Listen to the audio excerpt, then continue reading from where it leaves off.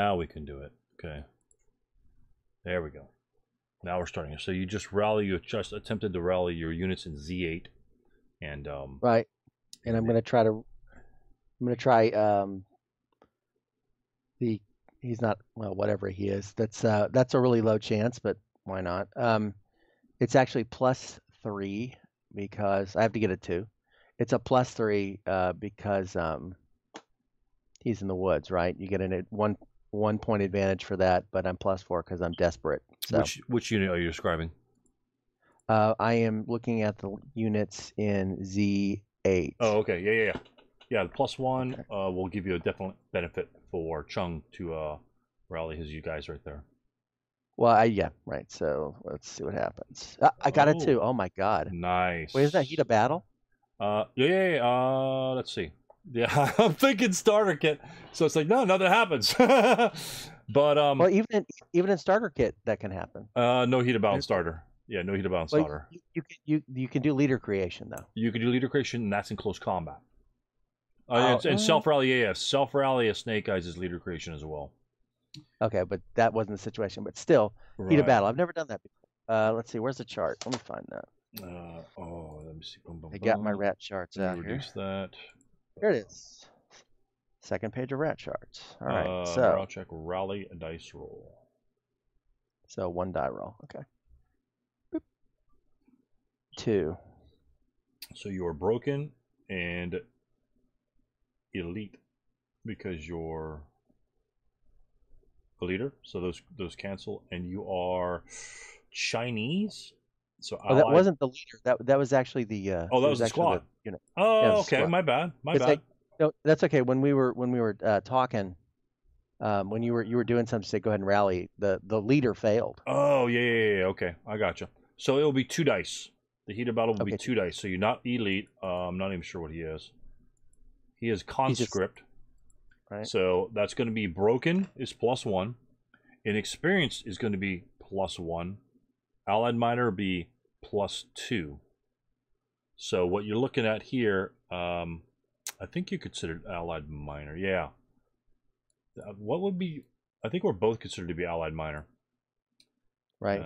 So can I actually surrender at this point? You could possibly surrender. What the thing was, if you look at the things, treat as berserk if that happens. Surrender. What that will do is I believe if you have surrender, it's been a while. I think you will just disrupt in the hex. I believe we could check it out, but yeah, just don't roll high. Just roll kind of low. You won't have to worry about it. It's always good to roll low. Yeah, listen. Nope. Shit. Well, that's okay. This is interesting. Things happen. Yeah. Okay, it's just here we go. Treat us. Okay, let's pop it up. Let me pop up the thing. I'm thinking if you. Let me just pop it up. So that's the heat of battle. Because the chart here is a little bit less. I know, like if you surrender if you're not adjacent to an enemy unit, or if you roll berserk, then if no one's in your LOS, you just become battle hardened instead. So heat of battle. Heat of battle. 15.1. Look under surrender. Greater than or equal to 12 causes the affected unit to become broken if it is not already. And disrupted, yeah. And to surrender immediately to any adjacent known good order enemy unit. I didn't know about the immediate part. Holy moly, that's kind of crazy. As if they had shared the same location. So you essentially what if no such enemy is adjacent in capital letters, adjacent, the enemy unit, the unit is only disrupted instead. So, wow. Disruption counter. That's pretty awesome. Yeah. That's what I thought. I'm rusty, like I said, still a little rusty. But dang it, you didn't get your lead back. All right. It happens. It's actually, like I said, that's funny stuff. Yeah. I get my first heat of battle, and he surrendered. That's God. He's not DM though. He lost his DM status, so. He's still broken though. He's still broken though. Right. I'm trying to. There we go. Boom. And then all DMs will be removed. So at least that's the positive thing. And then I have 2 units in the wheat field. they don't get the there's no terrain benefit from being in a wheat field, but he does. They're not DM'd, and he has a leader with him. Fang -1, right? -1. So I need double sevens, baby. Let's go. Let's go. Rally. Boom. Boom. How about an 11? Wow, an 11 to 7. Okay, I got one. I'm happy. I'm super happy. That guy's still broken. Not bad. That's about what I should have got back anyway. So, man, 12s. You know, the most damaging thing is rolling those 12s in your rally phase. You know, if you're rolling the rally phase, it's like you're giving them free casualties without having to do anything, and yeah, not a good thing. Not a good thing to do. No. So let me see. All right. Lower that down a little bit right there. Boom. Okay. So they've done their duty, and it is good guy. You know, it was really funny. I looked up long march because I wanted to get an image to put on the thumbnail for the video, and I found this like little cartoonish like Prager University type thing, and it talks about the long march, and really short. It's like 2 minutes, and really pretty interesting. You know, they took the units and they were going. They had like thousands and thousands of casualties all the time. They said they had crossed a high plateau, like marsh, mud flat area, and they didn't have any food. They lost like 10,000 people because they just all starved and things like that. So, so many hardships. Don't be a Chinese soldier in World War II or Japanese. No. Oh my gosh, that's wow. You know, it's just crazy, just crazy. So those guys did their duty. Yeah, you're about to punish me over there. All right, so we're gonna prep fire. Let's go directed to Zhao. I'm gonna hammer the guy. Oh, you know what? This is an SK. I could spray fire. I'm going to spray fire the machine gun. All right. I'm going to spray fire. Oh, those two guys. Okay. Yeah, I'm going to spray fire both hexes, DD6 and EE6. So is it halved? It will be halved firepower. And it will be doubled for the guy right next to him. So it's going to be, and the Zhao will apply his leadership modifier to it. I'm pretty sure that applies to the, because he's directing the fire. So it will be a 4 even on EE6 and a 2 even on the units in DD6. So let's go with that. And I just saw the little underscore right there. I mean, he still has a breakdown 11, so that is an 8 on this 4 chart will probably be nothing.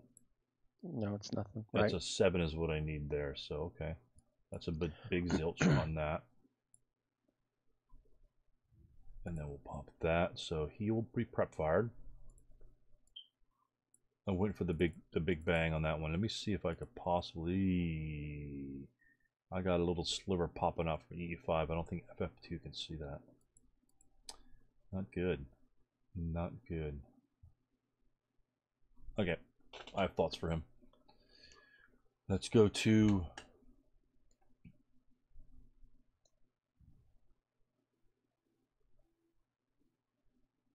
Yeah, we're gonna fire 2 more units. Okay. We're gonna fire. Weren't you gonna spray on this guy over here in a DD6? You didn't roll that one. Oh yeah. My bad.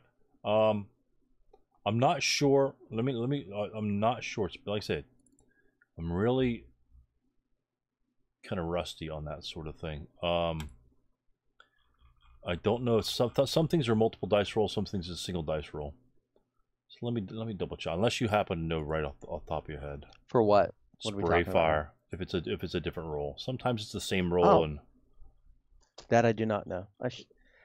Well, I'm gonna go off for a second and grab my rule book. Hold on. Okay, we'll do. Because I know the demo charge. If you toss a demo charge, each one of the locations.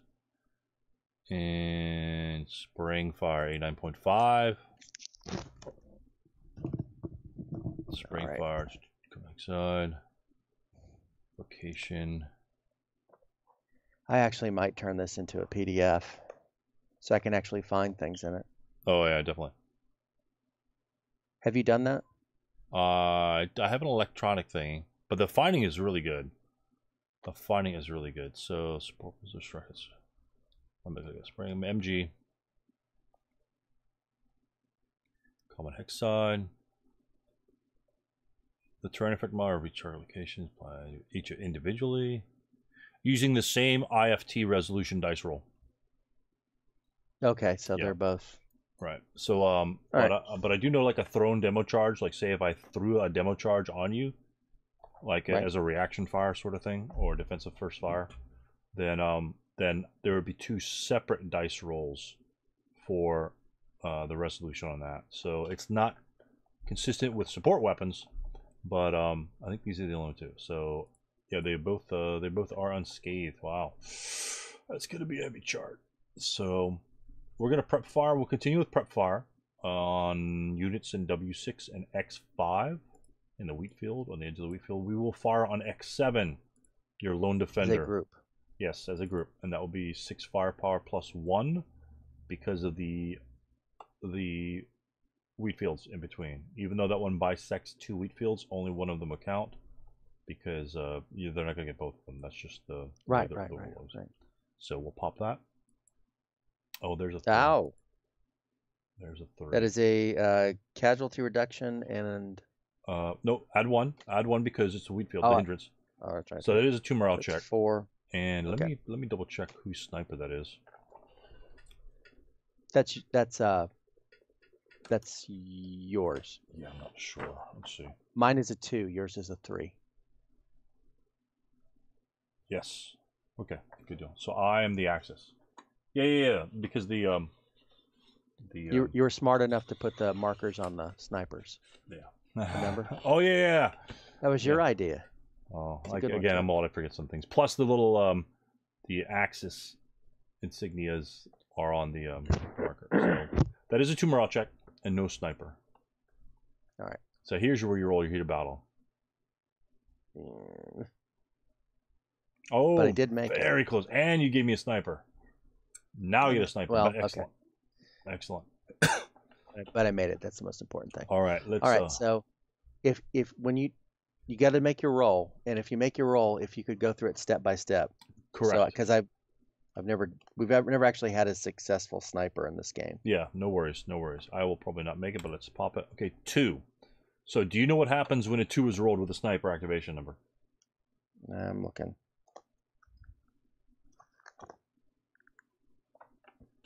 Looking for the chart. Remember what you said about learning stuff off the charts. Yeah, the charts are very helpful. Very helpful. I'm not sure where it is on the in the charts to be honest with you. Oh, the rat charts definitely should have it. Yeah, those are really nice. nice. In here somewhere. I just don't know where it is. Original die roll, kindling, sniper. Oh, fuck. Oh. Actually, I know it's in here, but I can't find it. No worries. All right. So tell me, what happens? So what happens is, it will wound a single man. For our purposes, it's got a whole slew of crap to do. It will wound a single man counter, so that means that single man counter will then undergo a wound die roll and can possibly die when he rolls a 5 or 6 on the wound chart. And the wound chart is definitely in your flip things. It will pin a multi-man counter. And any hex that it attacks, it will also DM those particular units. So it will do things to tanks. I think it will stun a tank. It will lowercase stun a tank versus uppercase stun a tank, which makes a big difference. And then I found it. And then I could like pin. I could pin other snipers and things like that. Or since this was a successful, this is another thing I could do, which a lot of people don't do. Depending on obviously. The situation here, it's all centralized, but say my sniper were way down like an L4 on the other board, right? And pretty much the only targets I'm going to pop are going to be your frontliners, and they're only going to be pinned. What I could do is instead of rolling for the direction and extent of my sniper dice roll, because you have to activate your sniper to be able to do this, you may relocate that sniper using the same placement rules of sniper placement, which means it has to be within 6 hexes of enemy, of 6 different locations, or 6 hexes of enemy units. So if you only had like 5 guys on the board, it would then be lowered down to 5. So I'd have to encompass as many of those as possible. So I could relocate the sniper if it's in like a bad spot, If I wanted to put in your, say your leaders are pushing on the other side of the map, I want to maybe move it over to them and therefore put some more pressure on them. So I could technically relocate this sniper, but the sniper level is so low for it to come up again. I'm just going to take my roll here. It's got some really primo targets. It has some targets right next to me. It has the 336 there.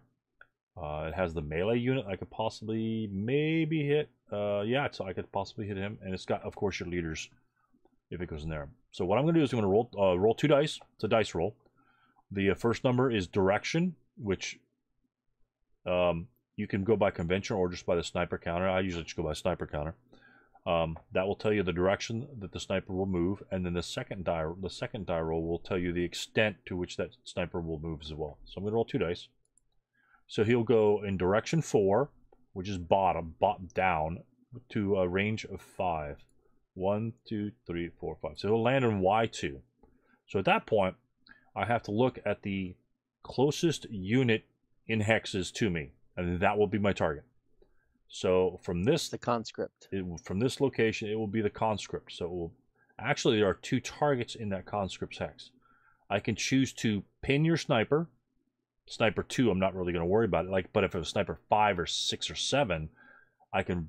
That would be a very good choice for me to do instead of pinning the conscript. Or I could pin your unit. So what I'm going to do is I'm going to select, because there's both units there, I can select the target. Because one's the sniper, I think I don't have to roll for the sniper. If there were 2 units, say there if there were say there were 2 336s there, then you would roll. I think I still get the pin. I still think I get the selection. As a sniper, you get to choose your target. Okay. So I will pin him, and so that will be that for now. Oh, sorry, my bad. That's okay. Okay. I'll delete that and put the sniper's on bottom. So he's pinned, which helps a little bit. No, doesn't have too much, but it's good. So you're 3, and what you do on the sniper is say you had multiple guys in the hex. Say you had 3 other guys in the hex, and I got the 2 morale check or whatever morale check it may have been, right? So if I had only gotten the 2, say you get your 3 on your very first roll, but you had 2 other guys to do morale checks, you would complete those other morale checks, and any other result any other effects of my fire upon you would be finished first, and then I would do my sniper thing. Because in some instances, it can make a big difference on just the effects of the game. Just finish off, like I say, if you had like 2 other units, they would take the morale checks, and then I would roll my sniper die roll. So, but yeah, it's easy to forget your snipers. Definitely easy to forget your snipers. And I like the VASLing guys that added the little explosion and the little notes they have on the side now. It's quite easy not to forget stuff. Even though I did forget a sniper in one of my other games the other day, and it exploded on the screen because my shot was like a long shot, and I was so excited that I got the shot that I completely forgot about the sniper. So, but it's okay. So that's a long-winded explanation for snipers. See, snipers seem to be pretty simple, and I'm glad they did not include them in Starter Kit, to be honest with you. There's some things you miss from Starter Kit, but it's much better to keep it simpler, to keep the game focused, you know. So that's on the skills. Yeah, on the skills, baby. On the skills, because sniper's not a skill. Sniper's a random event. It's a random event, and weird stuff can happen. Like if I popped up there and blew Chung up, I mean, that's just a rando thing happening. So I will go directly to movement phase after this. I don't think I have any more prep fire. So we'll go to movement phase, and what we shall do is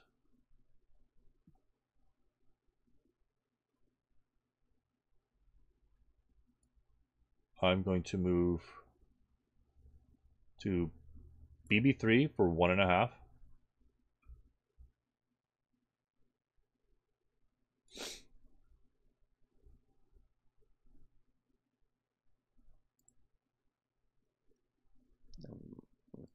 So I'm just gonna move there. If you're good with that, then I continue. Yeah, I'm good. Okay, and then he'll go 2.5 to BB4. Okay. I can fire at him because I got the hex spine. Correct. Okay, I'm gonna Oh, fire. no. That hex spine is shared between us. If you want to fire at me, BB3 is a better spot. Because you're going to be the same firepower. It's going to be 1, or technically 1.5, but 1. At that location where I'm in BB3, I'm subject to the non-assault movement. So, but not moving in the open because it's a wheat field. But I am subject to non-assault movement. If you were to fire me in BB4, I would get the wall and the non-assault movement, so it'd be a 0 modifier. Firing on me in BB3 would be a -1 modifier. Okay. So I'm more vulnerable in BB3 than I am in BB4. Well, okay. I appreciate the gimme on that. I'll take it. I'll go ahead. For sure. It's 1 - 1. Correct. All right. No. It must have been the pin. The guys just dropped the rifles, and so he's final fired because he rolled doubles. And he's having a bad turn already. He's just having a bad turn. Oh, sorry. Just a bad turn for that little guy. And since well, number one, since you fired with 1 firepower, it's not going to leave any residual regardless. But let's say you fired with 6 firepower, because you're a conscript, it would cower down 2 columns because you were coward. And so so that would, so you always take half. So if you had 6 firepower, it would go down to 2, and then it would go down to 1 column for normal. It would go 1 column, and then 1 more column. So just bounce right off the chart for cowering. So that's the bad thing about, well, among other things, they're not going to leave too much residual, about 16% of the time. So long story short, then he'll just make it to BB4. And I'm just looking at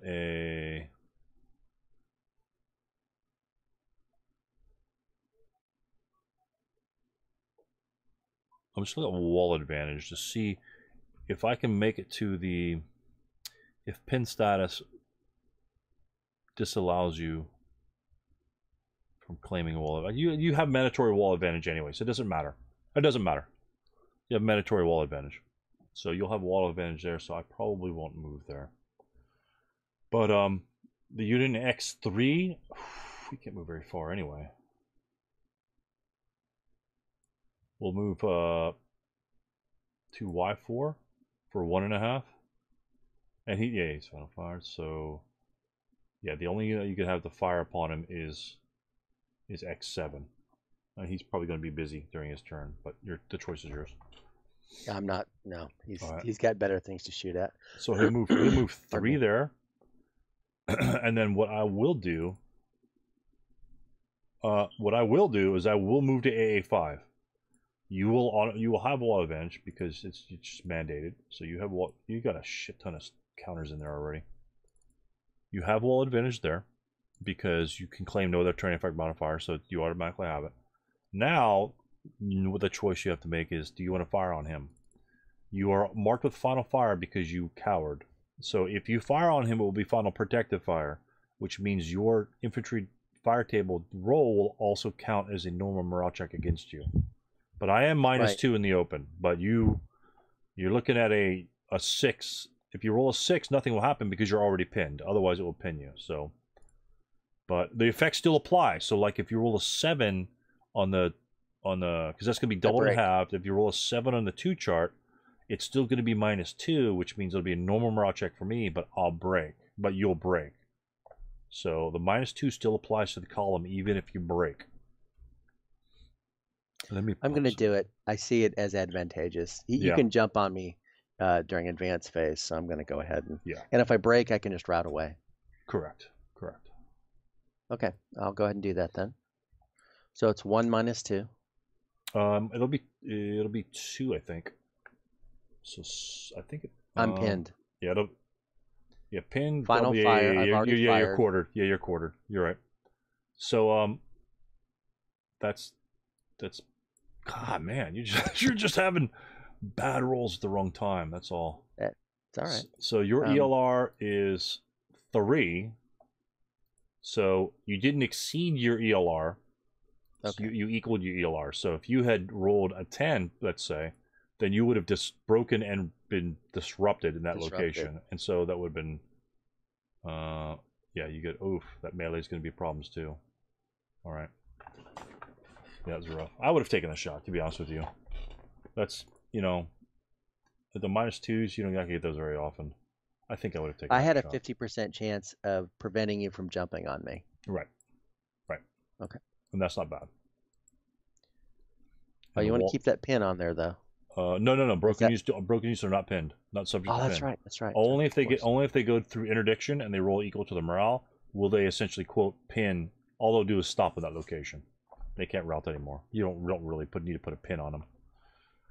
But yeah, but all the other markers go, and since you broke, I may then claim wall advantage on that particular unit.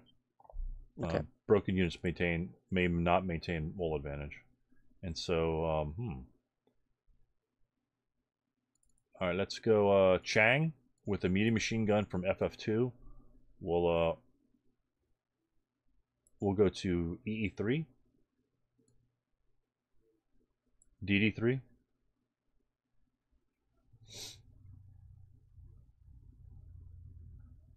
And then if you choose not. Okay, hold on a second. Okay, no, I'll let you think about it. I got some administrative. That would be a 2 even. That would be. You're looking at where are you getting your 2 even from? Actually, no, you're because you can claim wall advantage, can't you? So it's not. Well, it's not strictly wall advantage. I just get the advantage of the hedge. So if you're talking about DD6. That's only -1, right? So it's +2. Well, you are okay. You're moving in the open, and there's. But it's got to be. But I have hindrances. Right. So it's +2. It's +2 for the hindrances, and -1 for your moving in the open or just moving. Yeah. So it's +1. So it'd be a 2 + 1. I'll have the 2 hindrances and the hedge. Okay, so it's 2 + 2. Yeah. From one unit. From one unit, it's 2 + 2. For both of those units, it's going to be 6 + 2. So you got 2 columns on that if you wish to fire them both at him. And remember, I can't fire the medium machine gun in the advanced fire phase. That gun will not be able to fire up on you. Right, but I sure would like to be able to fire at him during the. Yeah, you get the extra -1. You can run with the gun, can't you? Yes, I can route with a gun. Correct. Because of the special rule, right? Hmm.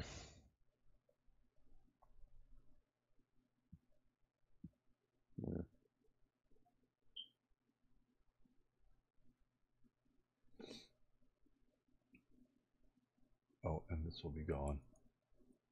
No, I'll let that go because I have to get like a 4 to do anything to him. And I want a defensive fire at that machine gun guy, so at the guy in E5. Yeah, that's legit. So, like I say, he's not going to be an offensive threat to you the second. And plus, if I move somewhere where you don't like me to move, you can choose to fire at me later. You know, if I go right down the road and start threatening something else, you're going to have exactly the same shot the entire way to AA5. You're going to have the same shot. So he'll continue to CC4 for 3.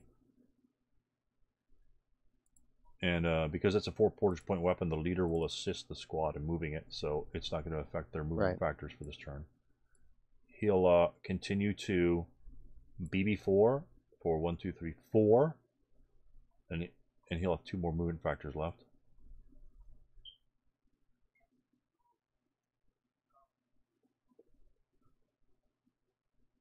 And then he'll continue to AA5 for 5 movement factors. You know what? I'm just going to try it at this point. Gotcha. So. Gotcha. All right. So that's 3 + 2. I mean 2 + 2. Oof. Good heavens. Now, which unit fired? The conscript? Or this the one, first line? no. DD. I was firing the one in. I have 2 units in DD6. Do you have 2 units in DD6 or only 1? Just 1. Oh, hold on. I do have 2. That's right. Yeah. So what? Actually, that's it's still either way. Yeah. So they're both done basically. Well, you just said you're gonna fire 1, so just matter of fact, I'm gonna assume you fire the conscript because you don't want the conscript to join fire groups with the other 337 because he'll screw him up. I'm going to assume you only fire the conscript since you notice you won. So you need to. You're very. Yeah, we're kind. gonna chill with that. That's a hard shot. Even a 6+2, it's a hard shot, but your dice rolls have not been kind to you by any stretch of the imagination this game. Well, you know, I'll go the other one, and I'll try the other one. But the thing is, you know, it evens out. It evens out, and I know that. All right. So he'll just stop right there. Oh, the other one can't fire. The other one can't fire because if they both fire at the same unit in the same location, they must combine. It'd be a mandatory fire group. Fair enough. All right, so I'm gonna put that final fire on dude there. Yeah. All right, and put your 337 on top, so we know that he can still fire. There we go. Oh, yeah, and then the one more right there. Boom. Oh, there you go. Sorry about that. What's up? I keep screwing it up. Keep screwing it up. You're fine. Don't touch his counters. No, I'm just trying to get in the form. Yeah. My bad. Like I said, it's been a while since we came together. So there you go. Perfect. Not a problem. Perfect. And so he's just gonna stop right there at 5. 1, 2, 3, 5, and then I actually gotta keep that. Okay, that was a boo boo. All right, no worries. Dang. 1, 2, 3, 1, 3, 4. That's not gonna work. Okay, let's see what happens in on the right hand side. I'm gonna put some pressure on that right hand side. And God, these guys can't move very far at all, can they? So let's go from V6, Victor 6. We're going to go 1.5 to Victor 7. Nope. Actually, because you can just jump up there and run through the woods, but it's not gonna. I can just fire at him again if he moves up there. So okay, correct. That's fine. And then Victor 8 is this. Okay, now I'm gonna fire. Gotcha. Now I'm gonna fire. So it's 2 + 1. Actually, 2 even. 2 even. Because you're moving. You're moving, but I've got a hindrance, so it's correct. 2 even. All right. All right. That didn't work out, but it's not done. So first fire. Okay. That's okay. There we go. And reduce that. So, and how much residual does he leave, if any? Oh, good question. None, because I'm halved down to 1, and I have a hindrance which shifts at another, so it's down to 0. None. Correct. And so that's 3 movement factors there. 1.5, 3. And he'll go. He'll just stay right there for now, and he'll end his movement. I'm sorry, he'll end his movement at 3. The other unit behind him will go 1.5 on top of Shen. 3 in V7, Victor 7. You have an opportunity to subsequent first fire on him if you wish. That'd be a 1 even. Correct.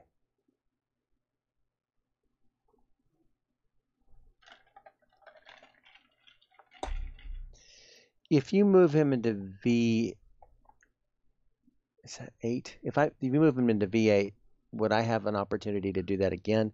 Correct. I keep forgetting. Is it? Yes. Okay, I can because it won't affect the other unit in V8 because he's done moving. Right. But you may fire on it if you wish. Okay. I won't take the shot. Go ahead. Okay. Okay, he'll stop right there. So if I stop right there, you may fire upon him right there, if you wish.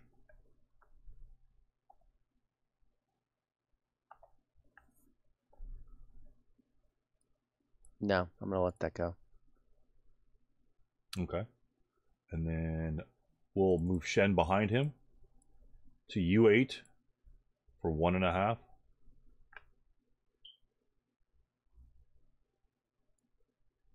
U9 for 3.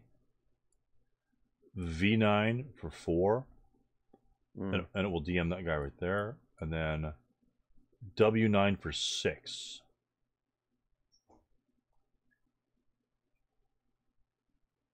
Okay.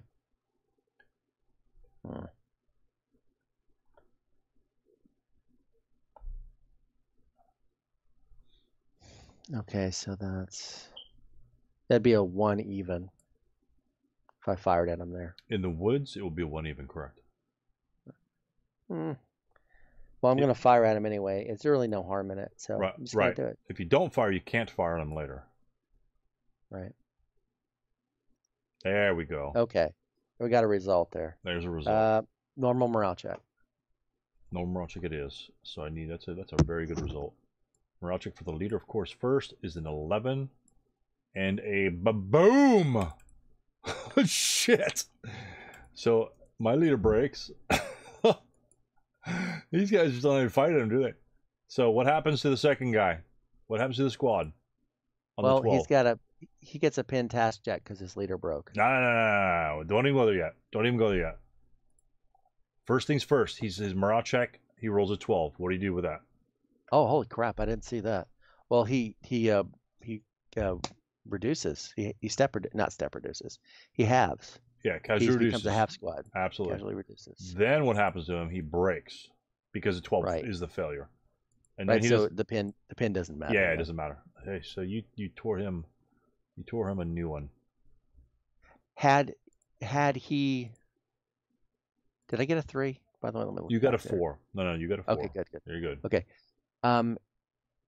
Had he not broken, he would have still had to do a pin task check because his leader broke. Correct. And why? Sometimes you don't, sometimes you do. What time would you not need to roll a task check or leader loss morale check for a squad with a leader loss? If your leader's morale is lower than yours. Lower or equal to. Okay. Lower or equal to or lower. Yeah, same thing. So yeah, that's good. Very good. And a lot of times people just want to roll it. It's like, he's just a 7-0 leader. We don't really care about him. He just have no power here. That's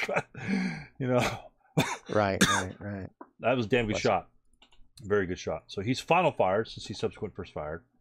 But I have no other units to move. I'm done moving. I have an 8-0, an 8-1. I actually screwed up. I should have positioned the medium machine gun a little differently, but I didn't. And so I could have actually got the 8-0 Chang could have gotten down to the 6 morale unit, but actually Fang's -1 can be useful to trying to rally that unit. So I have no more movement phase. I'm going to go click at the defensive fire phase. So now defensive fire. Now you need to rip me. It's pretty much just on the left-hand side. Right here in EE6. That's a 6 + 1. Do you want to add the next guy with him as well? That would make it an 8 + 1. Right. It's either an 8 + 1 or 6 + 1, 2 + 1. The choice is yours. 2 + 1. I mean, if you feel like you're rolling, it's not horrible. But 8 + 1 actually adds just a little bit more to it if you want. 8 + 1 is essentially a 6. A 6, no modifiers, correct. For all, it's essentially the same thing. Correct. So it would be better to get a 2 and a 6 rather than just 1 8. Okay, you could try that. Yep, for sure. All right, 6 + 1. I'll do that one first. Okay. That's a good shot. All right, that's more like it. 6. All right, go ahead. That is a 1 morale check. So I've got Zhao. Zhao will make a morale check. Oh my gosh, boom, and the crew beneath him is fine. So Zhao breaks. Now what? You do a pin task check. Yeah. No, you don't. Well, hold on. Our crew's subject to pin task for lead loss task checks. I don't know. Crews are special. Crews are pretty special. They don't heat a battle. And they self-rally. So crews are very special. Let me just roll anyway, just for the hell of it. So he will fail the task check if he's subjected to it. Right. So I'm actually going to look at the rules rather than just guess it. Well, the best thing you do, you want to try and guess it, and that way you'll be good with your gut next time. You know what I'm saying? No, because I could just say yeah, sure, it's subject to a pin task, but I just don't know. So Okay, A10.2.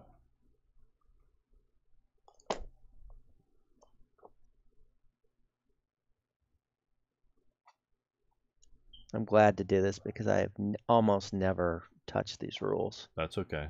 I need to actually, honestly, I need to skim through them. I haven't skimmed through them in quite some time. There's really things. So I tell me what you find. It's going to be the leader lost task check. Pretty much it's the same thing as a leader lost task check, leader lost morale check. Just the result will be different. Whenever your leaders must check before blah blah blah blah blah.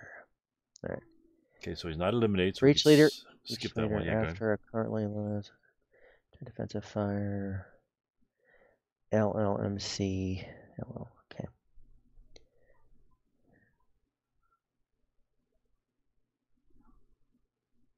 Oh, you get the negative leadership modifier counts against you. Correct, which a lot of people forget as well. It's pretty snappy. It's pretty nasty when your 10-3 goes down, or 10. Well, you're not going 10-2 goes down, or 9-2 goes down. It's the whole stack usually explodes. So the LLTC is essentially like the little snippet of information just above the example. Hold on.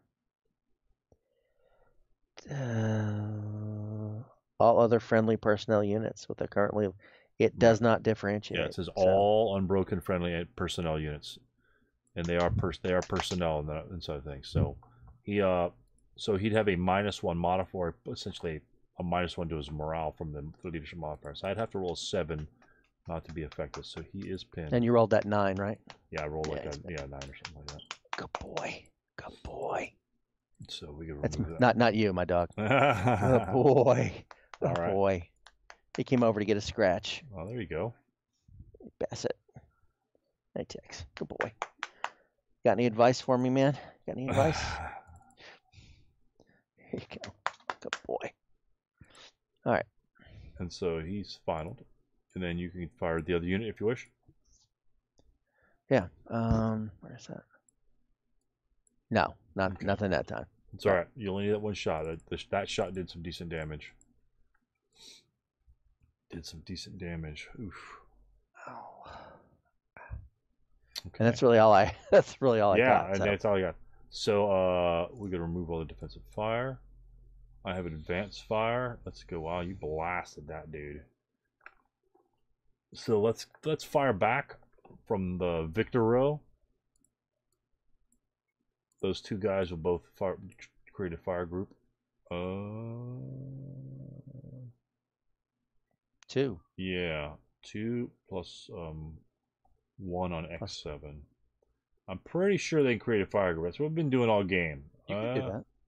So, some restrictions might apply. It just popped into my head right now. So it's a 5+6 on the 2 chart as a pin task check. It won't have too much effect other than generating a sniper. Okay. But I don't think because they're not partisans, they're just a different military unit. Partisans usually can't form multi-location fire groups. So I got a 7, so he's good. Yeah, you're fine. That guy's DM'd. So he's going to be, that guy's just jacked, to be honest. So we're not going to fire any other units. So we will remove all those. Go to the advanced fire phase.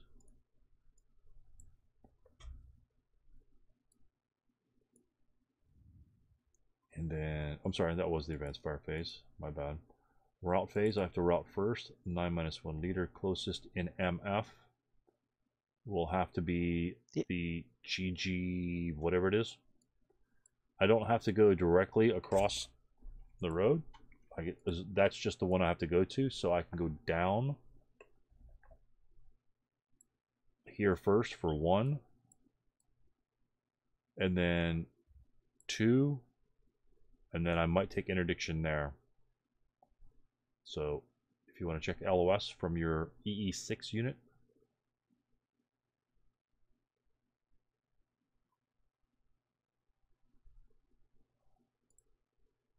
Yes. Yeah, that's clear. Darn it. All right, so he'll have to roll a morale check for interdiction.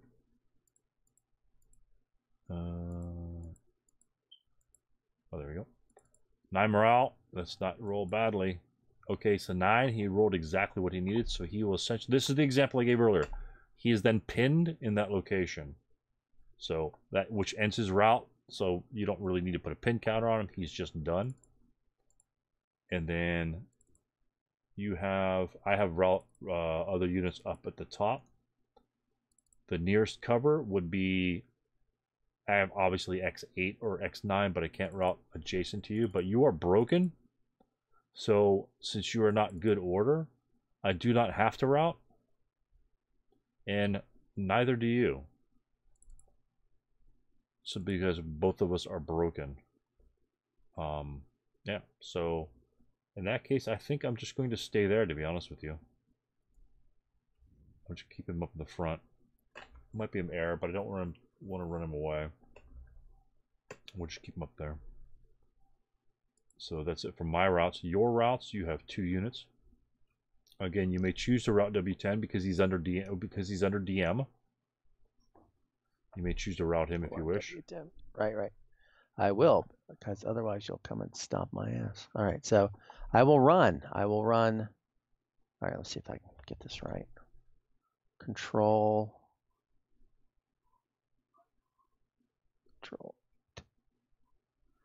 Oh, no, I'm sorry. W10 is what I was thinking about.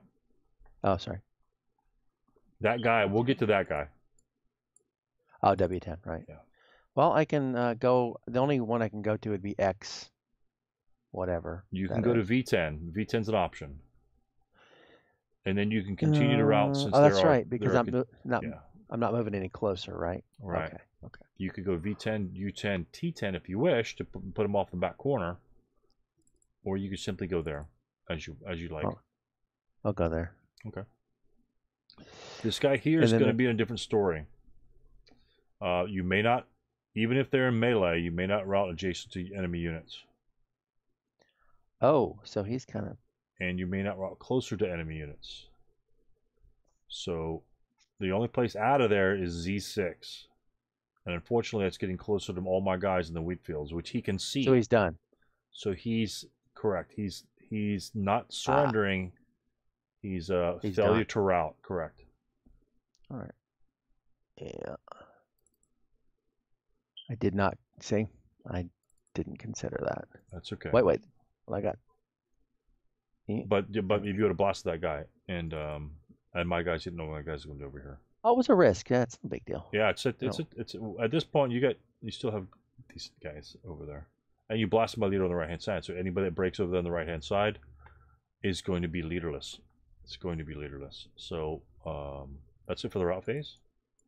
Advanced phase. The pin unit cannot move. Okay.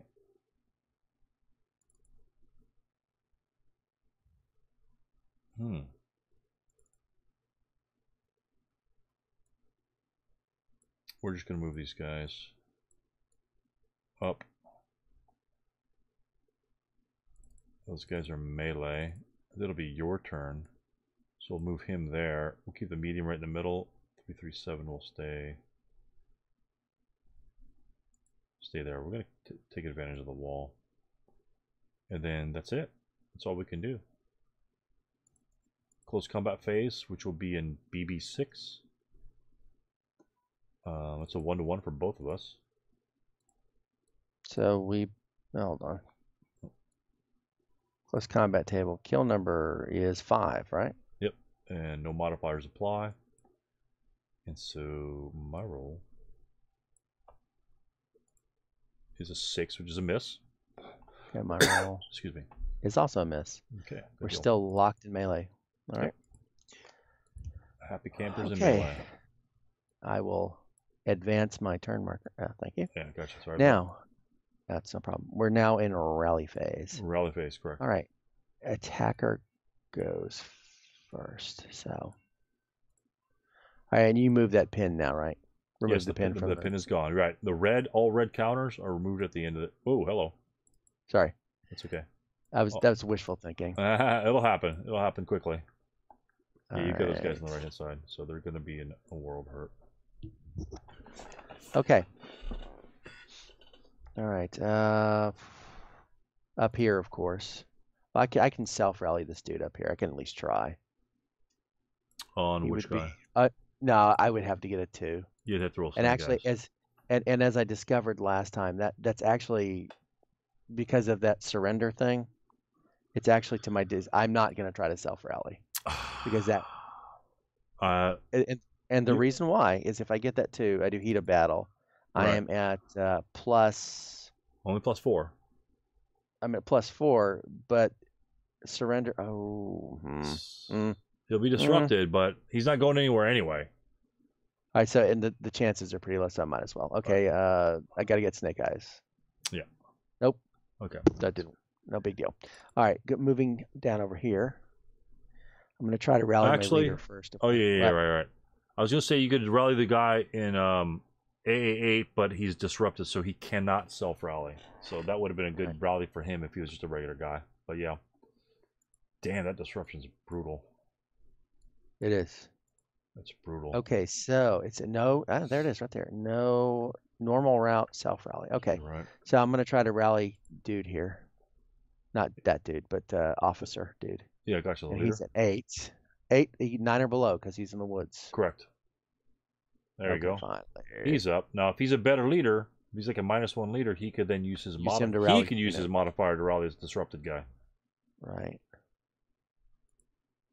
And he's Quack, so he's just a regular guy.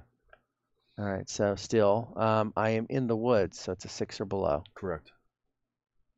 Very good. Wow.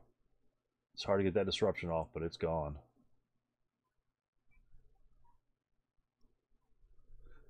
Actually, I lost a guy too. So let's go. Sorry? I'm gonna clone it. I lost a half squad, so I'm gonna keep the point tallies. Okay. Over here. I don't have anything else to rally or repair, so. All right, and then I have a couple rallies. Yeah, I've got 2 leaders. I've got the leader in the FF3, bottom left corner. He'll self-rally. A 5. +1 for self-rally. I needed a 4. And I'm not in terrain. If I was in terrain, that would have rallied him. But that does not suffice. So what I'll do then is the DM comes. I may choose to maintain the DM, but I'm going to remove the DM. And because I don't want to be under potential DM next turn. The other unit up the top right, the other leader I have, will also try to self-rally. Oh. Oh. Hello. That's a wound, right? That's a casual reduction, and so that is a wound. But I get the roll on the CR, and a 5 or 6 will kick in the bucket. So he's wounded, and yeah. And so it's not. It is my turn 4, right? No, it's your turn 4. My bad. So I don't get the. I don't get a self rally for my squad. Who got wounded? The leader. He got casual reduced. Okay, that's right. W9 got casual reduced to a 7. W9, okay. Yeah. So, yeah, that's bad for that. All right. So that will be then. All the DMs are gone. Oh, is he marked wounded? It's like, yeah, a little plus sign. Cool. Yeah. That's pretty nice. Oh, that's neat. Yeah, it's pretty neat. Okay. All right, so now it's rally phase is done. Are you done? I can remove that wall advantage because I have it just inherently. So wow, Chang's got to hold down the fort now. Chang and Fang. Oh, I'm sorry, Fang. Fang's buddy. He needs the 7. That's the 7 I need. And so he's up. He did his job. There we go. Now we're ready to rock. And then we move on to your prep fire phase. Yep. And you got some. All right. I'm going to go left to right. Of course, I'm going to go here. 6. Yeah, it's a 6 + 1. Okay. Good shot. Here, 6. -1 morale check. Okay. And he fails. Good shot. Breaks the MG'er.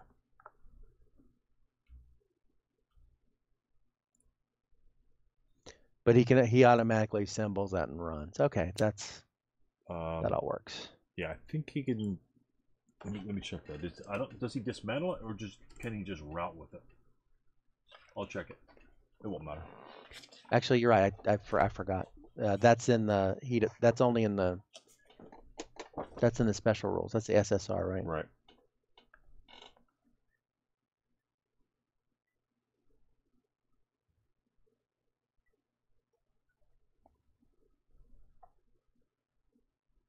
I almost bought this pack because it's still available at. It's still available at Heat of Battle. Mm-hmm.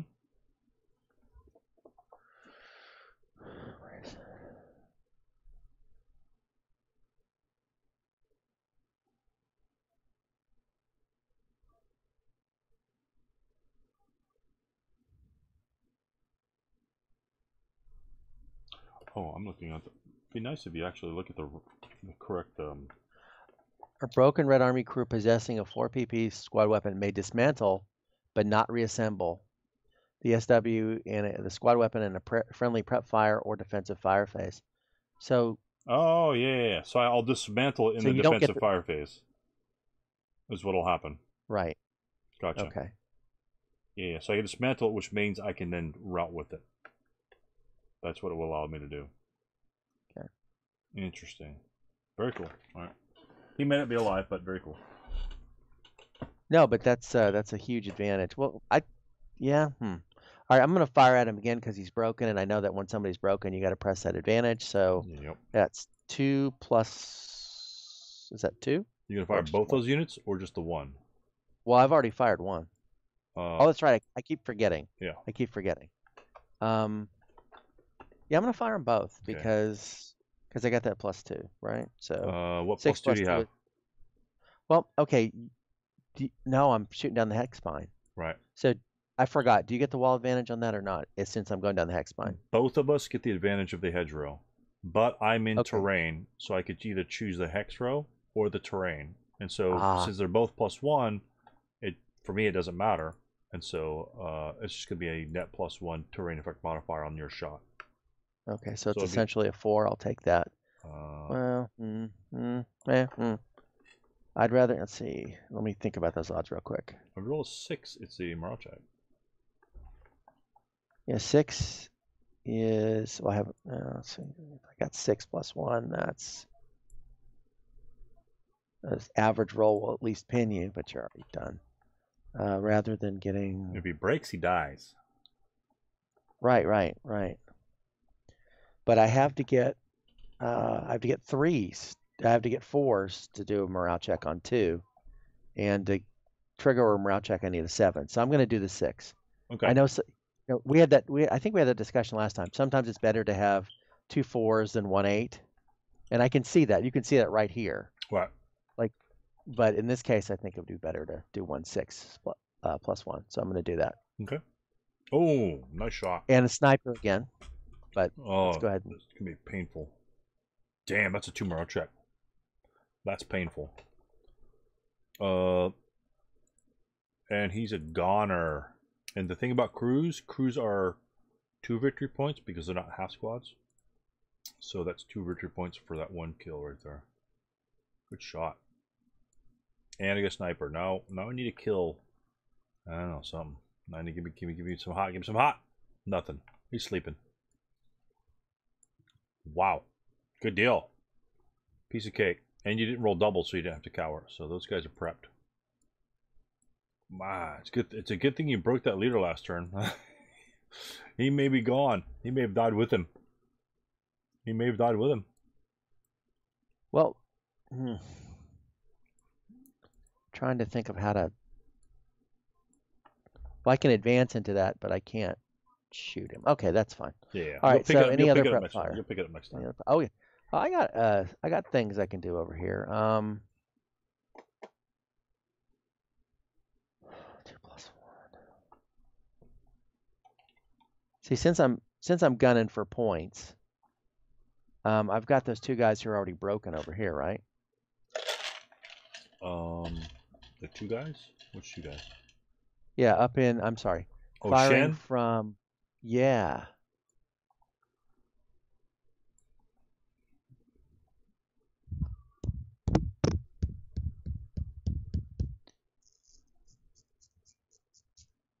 Yeah, 2 plus 1 gives me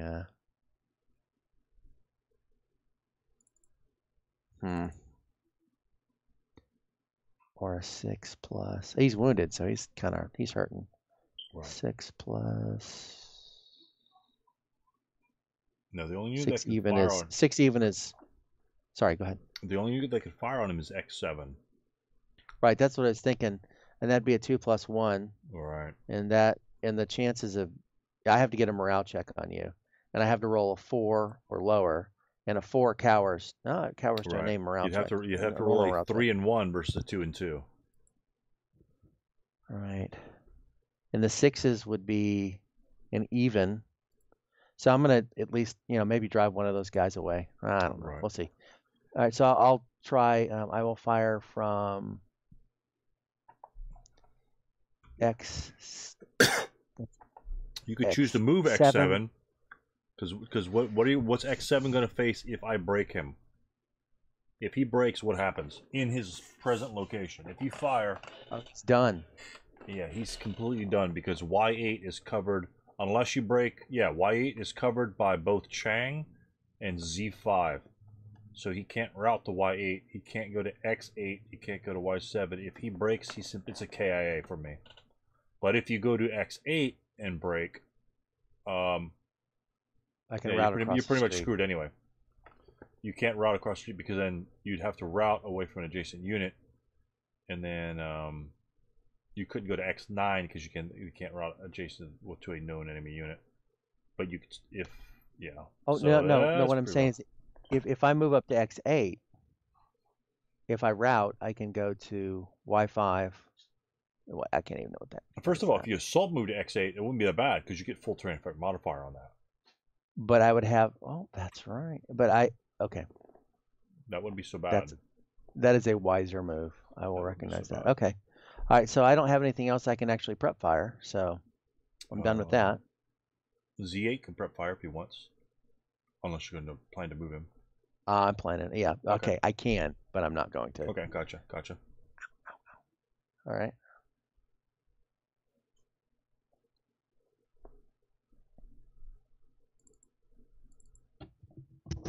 Peanut butter, come here, buddy.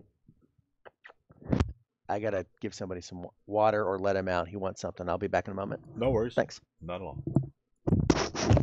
Not at all. So this is on turn 3. Looking pretty grim just in terms of victory points. But each of the medium machine guns is worth 2 victory points for him. So that's 2 victory points there. He got 2 for the crew. And then if he kills the 9-1 leader, it's another 2 points. That's be 6 points by just getting all of that. So that's like 3 squads. So that's the equivalent of 1, 2, 3 squads, and then he's squad and a half there. So he technically is only like a squad and a half behind, to be honest. And these guys are vulnerable, but he is. It's more of a hurt over there. You would think nobody had given them water in a week. Oh, nice. Yeah, I always have to get my dog water. Yeah, I've got to get my dogs water all the time. So I always burns my butt when there's like no water in the pan because the pan's next to the refrigerator. It's like, come on, people. Everyone's walking to the refrigerator. I glance down every single time to make sure there's food. And at least I remember when I feed her. So I don't feed her all that often. But I had already given them water tonight, and they've had their fill already about 3 hours ago. And Bassett keeps extra urine in his leg. Oh, there you go. So that he has an endless supply. All right, so we're in movement phase now.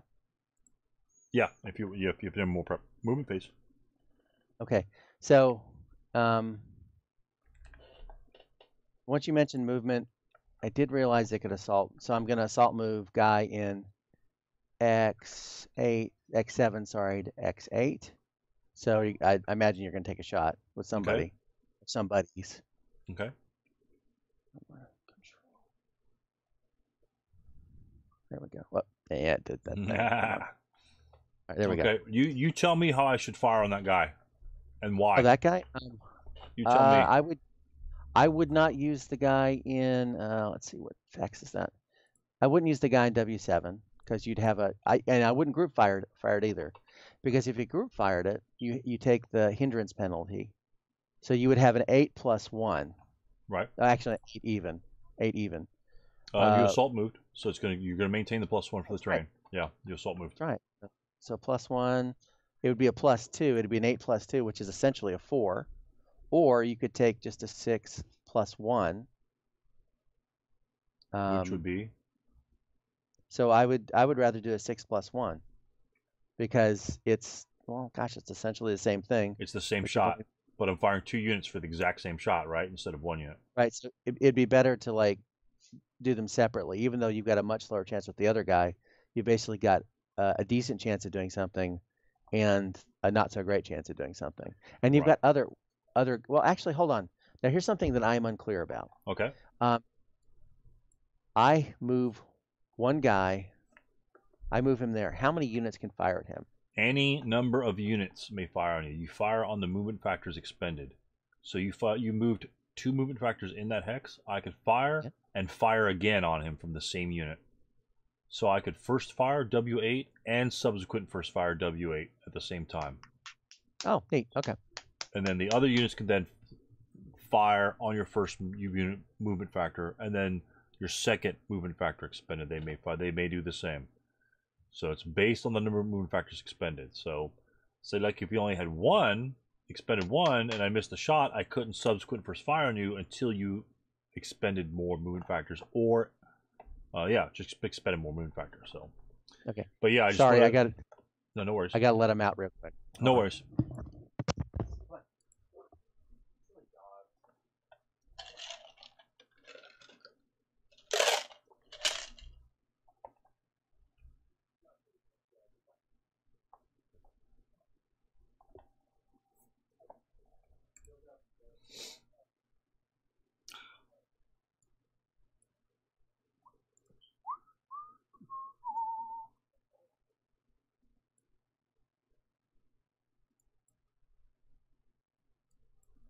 There we go. That's better. A little better.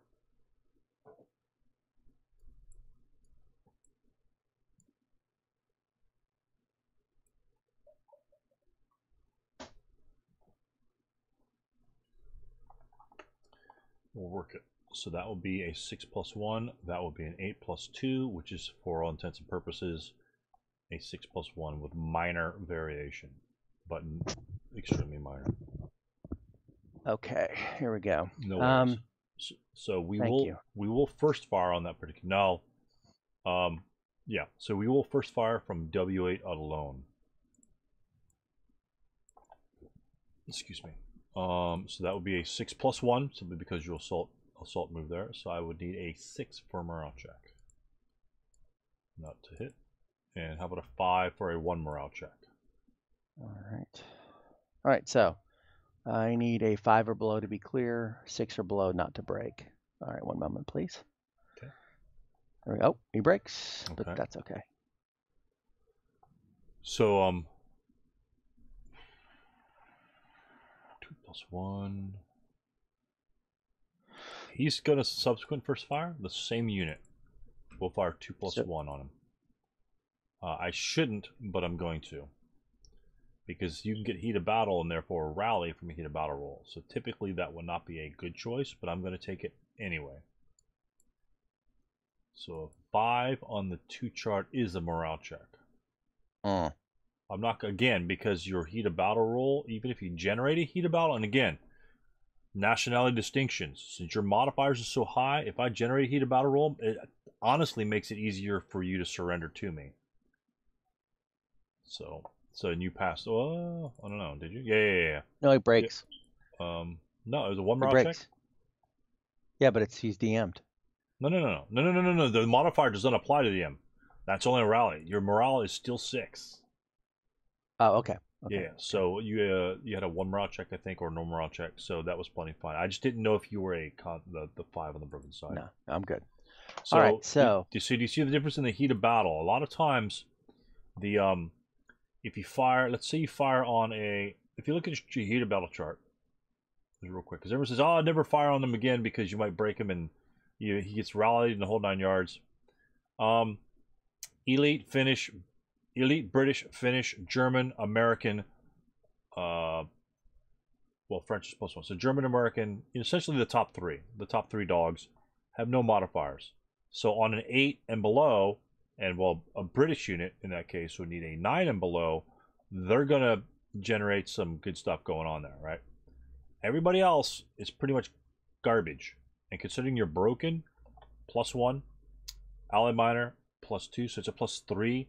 So even if you rolled a heat of battle, right? Even if you rolled a heat of battle on that, then I might surrender. The subsequent roll, you will rally, but a Snake Eyes, you know, they'll come and go. I mean, you can't do anything about Snake Eyes. If you're going to roll 1 in 36 chance of getting that, not a big deal. But in this case, it's not critical.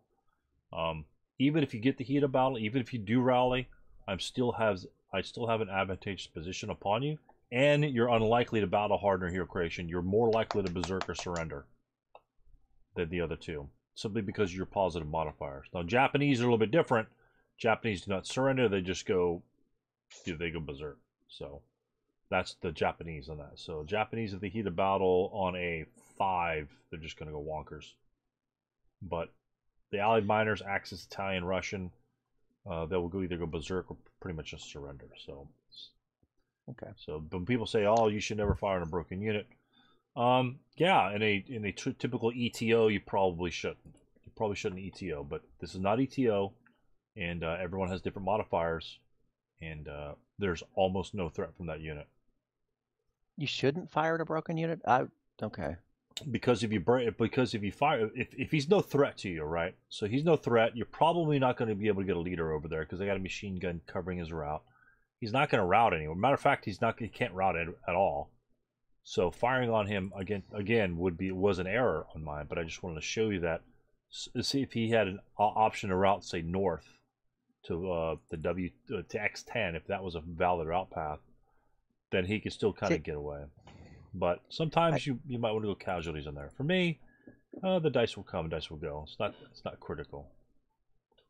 You know, it's like you taking that 2+1 shot over there has a better chance of bad stuff happening than me firing on you and you rolling a Snake Eyes and getting the heat of battle. You know what I'm saying?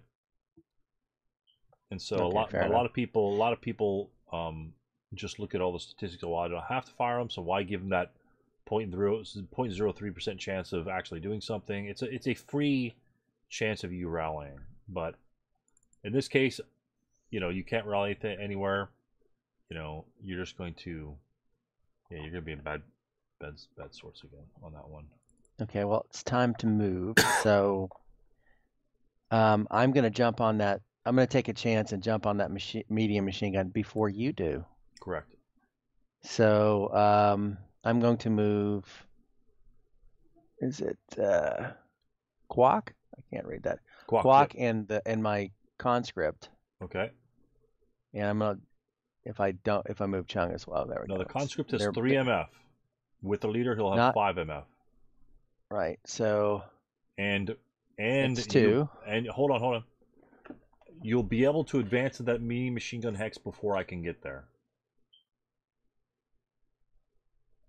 I can't. If I just stay there. If you just stay there, you'll get the machine gun at the end of this turn. Well, you'll be in the machine gun's hex at the end of this turn. Then you'll roll in the rally phase a recovery die roll, which anything but a 6 for the most part, and you will you'll gain possession of the medium. Right. So, and that I'm not sure if that guy can even make it over there, to be honest with you, because he'll have 7 movement factors. 1, 4. Yeah, 1, 3, 7. He can make it to DD5, and then he'll have to advance anyway. So it's going to be exactly the same situation as the 337 that's adjacent to that particular hex anyhow. Okay. So I was thinking in terms of. Oh, sorry. Go ahead. So if Quack wanted to do something, I'm sorry. Were you talking about the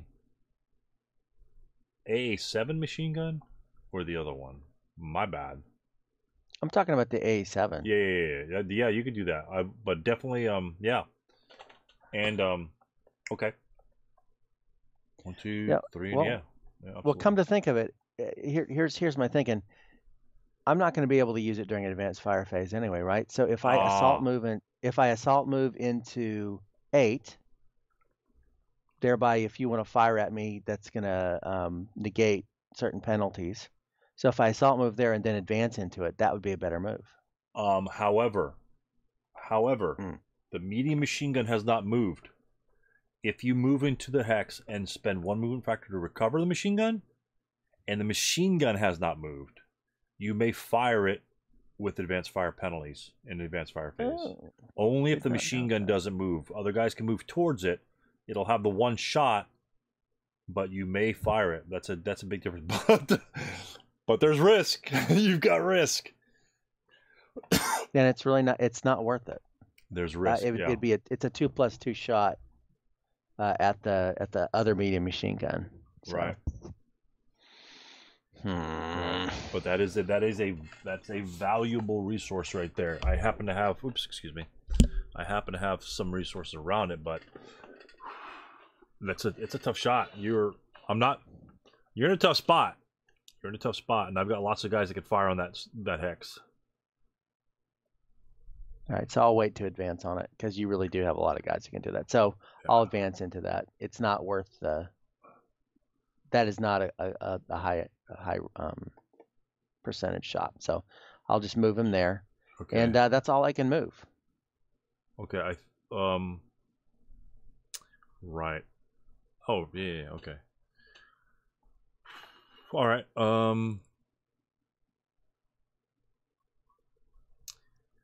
Does Chung? What's Chung want to do? What do you want to do with Chung? That guy's gonna route across the street here in a minute. 1, 2, 3. Yeah, he actually can. So I'm gonna leave him there. But where's his destination gonna be? That's the next thing you got to figure out. Oh well, he can't. He can't go. The only place he can go is into Y9. And from there into the woods, Chung's on woods. So that's the only place he really can go because he can't stay where he is. Correct. He can't move to X9. X9 is out. Y9. The only hex. Right. Sorry. So Y9 yeah. And then into unless I low crawled, but why would I do that? No, I'm gonna. Well, actually, I know why I do it. Oh, because 1, 2, 3. He is not interdicted by dude in what is that, Z5, because he's out of range. Correct. Big distinction. Big distinction there. And the others have inherent the wheat hindrances. Correct. Yeah, so he can actually do that without being interdicted. Can he move to Z8? Tell me why or why not. He can't. Oh, crap. Hold on.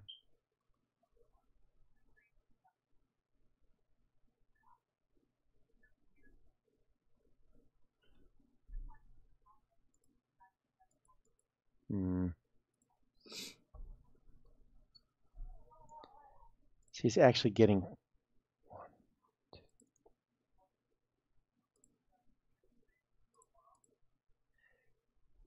Actually, he can, I think, because he doesn't get any closer.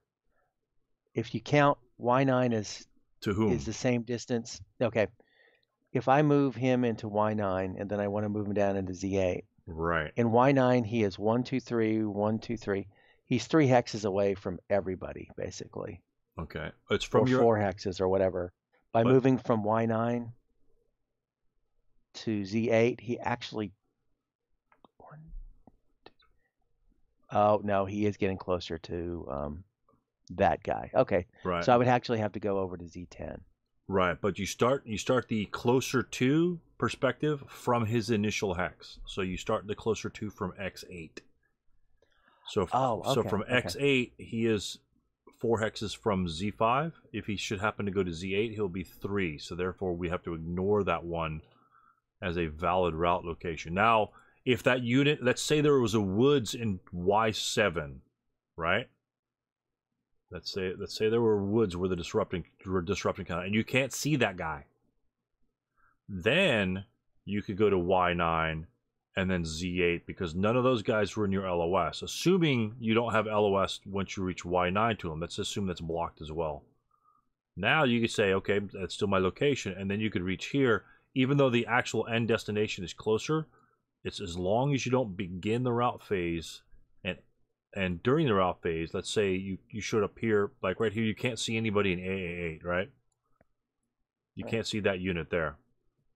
So your destination would be Z8. If this, assuming you have a woods in Y7, you would route to Y9, then see that guy in Z8, and now you would have to select another location.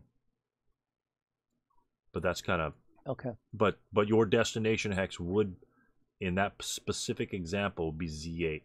But your destination could move as the situation warrants. As known enemy units pop up. Right, Gotcha. as they pop up. And most of the time it's not that big a deal, but that's again, if you just do the line bull crap that I'm doing right here, it's easy for you to route back. Once I start getting some guys behind you, even a half squad, just a little 127 in the back can completely destroy your route paths. Completely. And so yeah, your destination will be Z10. So you have to anticipate that, and then if you want to, he's going to be DM, so he's going to be pretty low. Chung can either go back there, can either assault move into Z9 and then assault and then advance phase to Z10. So in case he got shot out in the open to Z9, you know, he doesn't have to worry about that. Or, say no more. Yeah. Or Chung can try to run over to X10, much more riskier, a little riskier, but that unit will rally at a much higher roll. So that's, again, decisions that squad leader players must make. That's a 6 in the corner. It's going to be a 3 in Z10. So that's the decisions you have to make, and you have to take a tougher shot because I'm likely to fire my little Z5 guy on Y10 at 1-1. So that's, again, I'd have to roll a 6 for anything to happen, and you'd have to roll higher than a 7 for you to fail. So, but yeah, Z10 will be that broken unit's destination, and he can make it there. Do your worst. Yes, exactly. That's what I would do. That's exactly what I would do. So I will fire at a 1-, it's actually a 1-2. So I need it a 6. But again, it is what it is. And that's a 2. You could pass that. Well, that's a 1 morale check. Piece of cake. No 12s. All right. Roll a 4. There you go. Piece of cake. See, you ignored me. Which I did. Boom. And then you make it to the hex because he can't fire again and nobody else is going to fire on you. All right. Yep. Good deal. All right. Risk versus reward. And now you're going to be rewarded. Hopefully. All right. I forgot how to move the phase thing. How do you move that around? Click on it, right click, and then hit next phase. Next phase. Because we're in movement phase. Yeah, either that or control F, but I don't bother with the control F thing. I just use everything with the mouse. The only thing I use the control button for is when I copy units when I'm setting things up. A lot of guys will probably be just essentially keyboard quote warriors, but yeah, not me. So that's it for your moon phase. That's all I can move, right? Okay, defensive fire phase. He first fired, so let's go with. All right, let's 6. We'll go Chang and the buddy next to him. Chang will fire the machine gun. And so will this guy join in a fire group into DD6. Your 2 squads that are prep fire. That will be a full firepower of 6, and you'll have a +2 for the 2 hindrances. 6 + 2. That's a lot. Oh my goodness. And that will malfunction my machine gun. Not good. Not good. And all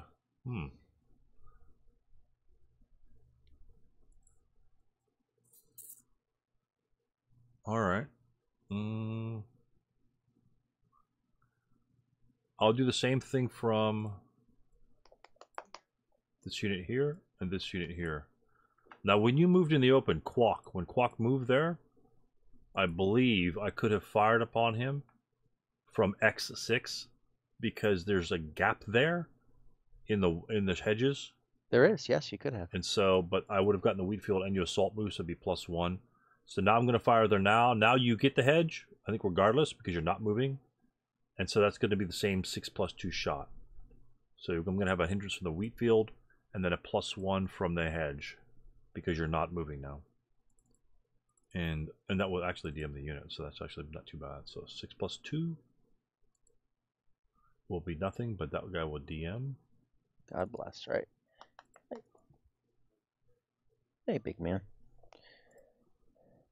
I'm the only one awake right now, so they tend to night dogs. Yeah. I have 3. They gravitate. Yeah, my dog does the same thing. She'll stay up, and if I stay up late, she'll stay up and be like semi-alert. She'll lay down, but she'll be like awake. So if I move, she moves. You know. So she can have really long nights if the boys and I stay up, and then the wife wakes up early because then she wakes up, and it could be bad. So that's it. That's it for me. That's all those guys lined up, and there's a whole bunch of nothing except for a broken machine gun. Wow. All right. So be it. And so now we go to your advanced fire phase. Well, there's really nothing to do because everybody fired except for dude right there. And hold on, is that even worth doing? He's got a free shot, and he's not going to cower because he's a leader. Because he's got an officer. Yep. So it would be actually it's 1 + 1. Upon whom? And I'm talking about from where is that? I'm talking about from AA8 to X6. X6. So that would be 1. Correct. 1 + 1. Take a look at Y6 and tell me what you get.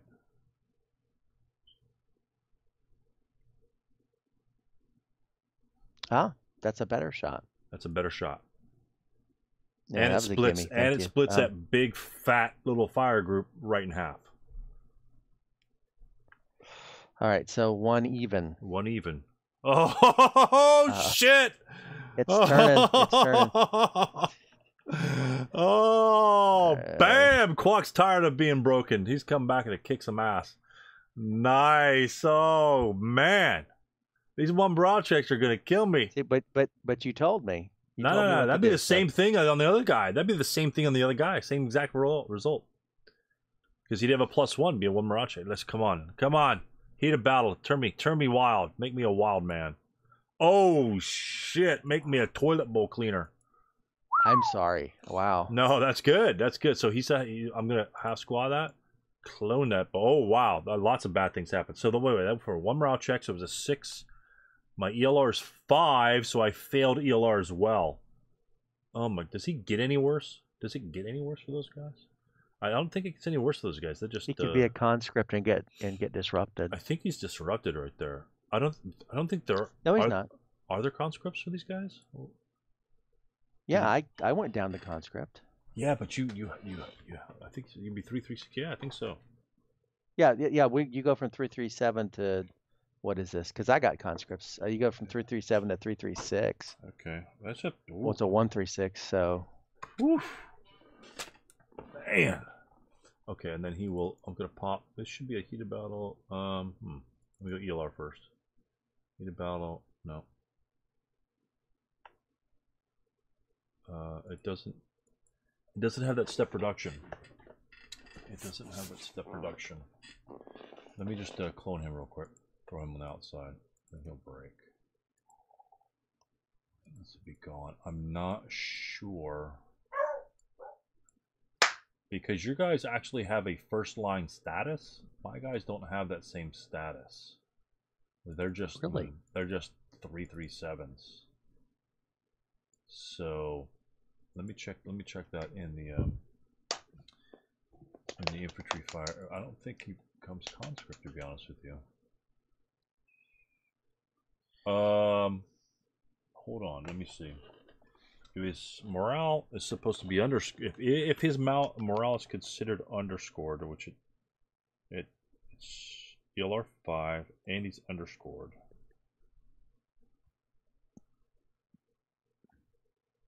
And I'm the red army, right? So what will happen there?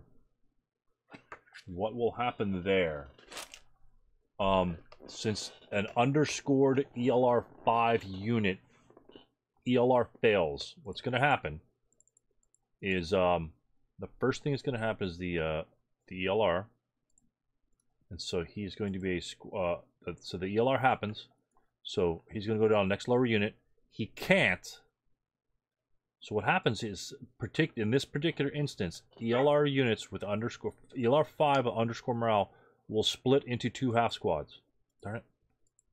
Okay. And then clones what I'm looking for. Now, since the 12 occurred, the casualty reduction ensues.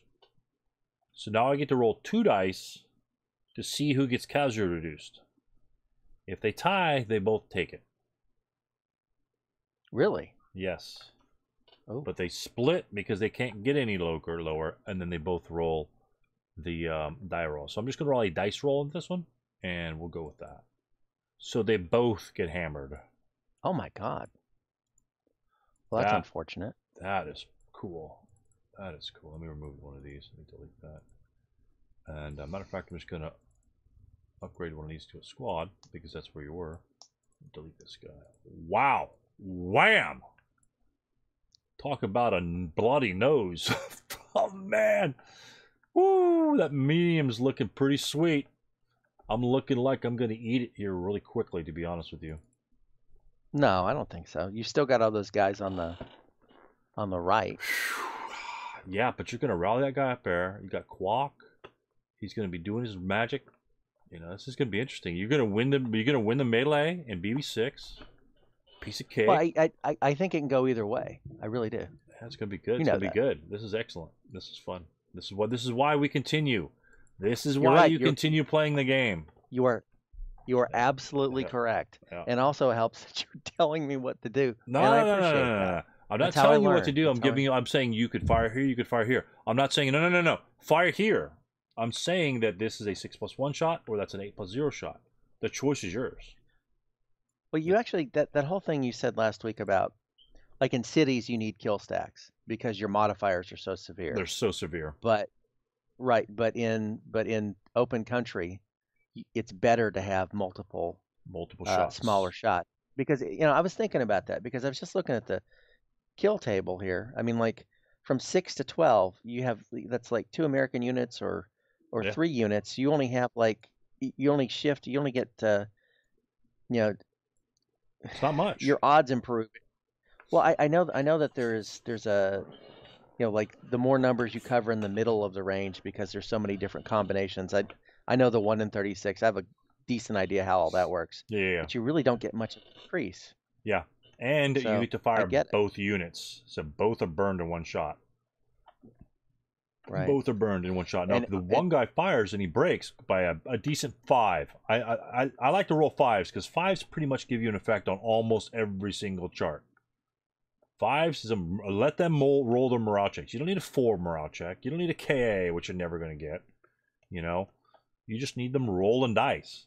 And if you get 2 chances to make them roll the dice, that's better than you gacking a roll when you roll a 12 and you roll your 10.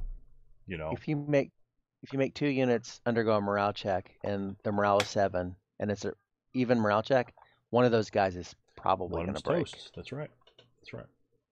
And that's why I as a player in this situation, I will almost never take I will probably never take a 16 firepower chart in this thing, that you just split them up 2 8s, because it's going to be a +1 or +2. I would never go 16+2. I'd go 8+2, 8+2 all day, every day.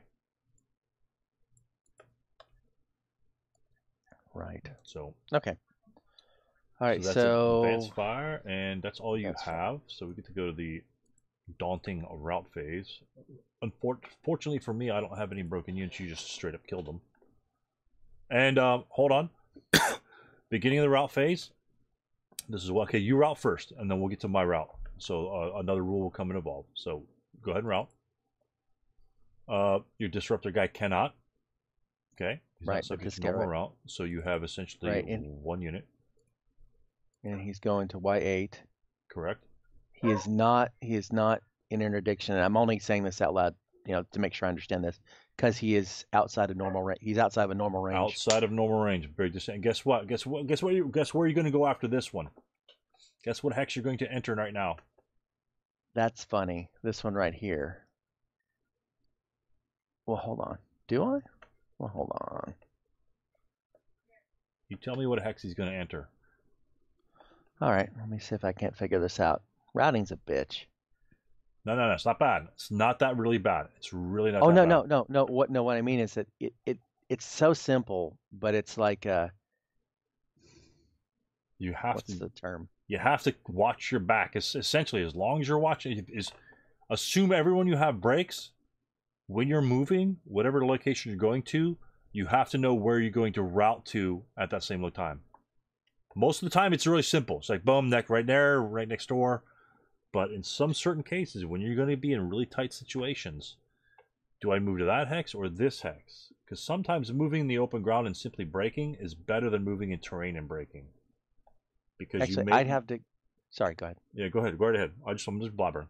Go ahead. I'd have to go to Z9. Because I have to, because I can't. All right, you said the initial. We're going to count from the initial hex, okay, right? Remember, it's an MF, so we actually left one particular route location available. What are the 2 locations that are available to you within 4 MF that are not adjacent to enemy units? Oh, I can go to the dude here. I can go to the officer. You can go to the officer. Sweet. Okay. Hence the risk that you took over there may pay off in spades. Unintentionally so, but I'm okay with that. We kind of forgot X10 because he's blocking the woods. We kind of forgot that. Right. I definitely forgot that. Okay, so that's all the routing I can do. No. You're not low crawling there. You're going 1, 2, 3, 4 on Chung. Right. I'm already there. Right. Oh, you are? So that's all the. Oh. Yeah. See. Oh no, he's still in the middle of the road. Are we not synced or something? No. He's still in the middle of the road, my guy. Oh, I lost connection to server. Hold on. Okay. What the hell? All right, lose connection. Okay, boom. There you go. Goes on. I don't see you in a room. Did you lose connection as well? You still there? Yeah, I think we both lost connection. I think All right, so I guess what do you do with that? Do we resync, or how does that work? Hit the little double arrows, and it'll re-enter. And I'll recreate the room. I'm sorry that I lost you for a moment there. The double what? The double arrows, the upper left portion of your server button, or your VASLing control button. That'll reconnect you to the server. Oh, yeah, that's right. I have to go back out here. And I'll go LG1, because I went to the main room. It's like, oh, you're not even there.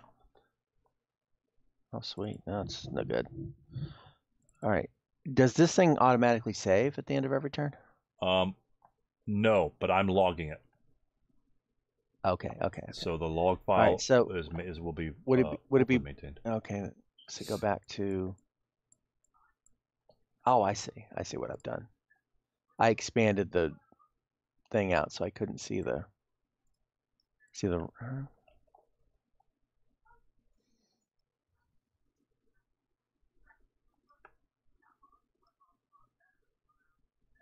Wow. So now you're getting some training. Oh, there it is. I see. There you go. Boom. Okay.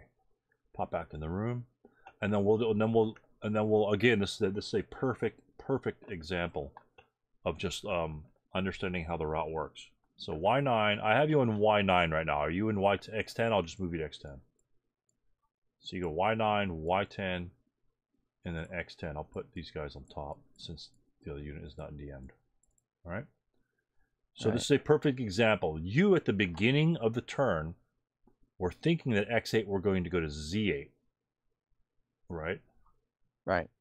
But due to my location of the enemy unit of my units in reference to X8, that was not a viable option. So you had to select a different option. We only considered Z10 versus X10 because it was blocked, and we just forgot about that for some reason. And that's sometimes you do that. So you chose to take the higher risk to go to X10 to rally that unit, but that actually paid off because then we figured out the broken unit could also go there. So normally, if we were super duper sharp, we would have seen that right from the beginning. You would have still taken that. You would have still taken the regular risk, and then put both your units in that location. Okay. And so that's one good thing. Now, again, as a caveat to that, sometimes you don't want to route as far back as possible to slow down your enemy's advance, cut his chances of kind of moving. Like if you can move in a specific building location or woods that would really screw up his movement, you might want to keep your broken unit up there and either sacrifice him or slow him down so he can't move so fast. So, but anyway, both those guys rally. If both those guys in the back rally, you'll probably win this game, in my opinion. Well, you will have an advantage. How about that? So I have a okay. You've done your routes, right? I have a potential route over here.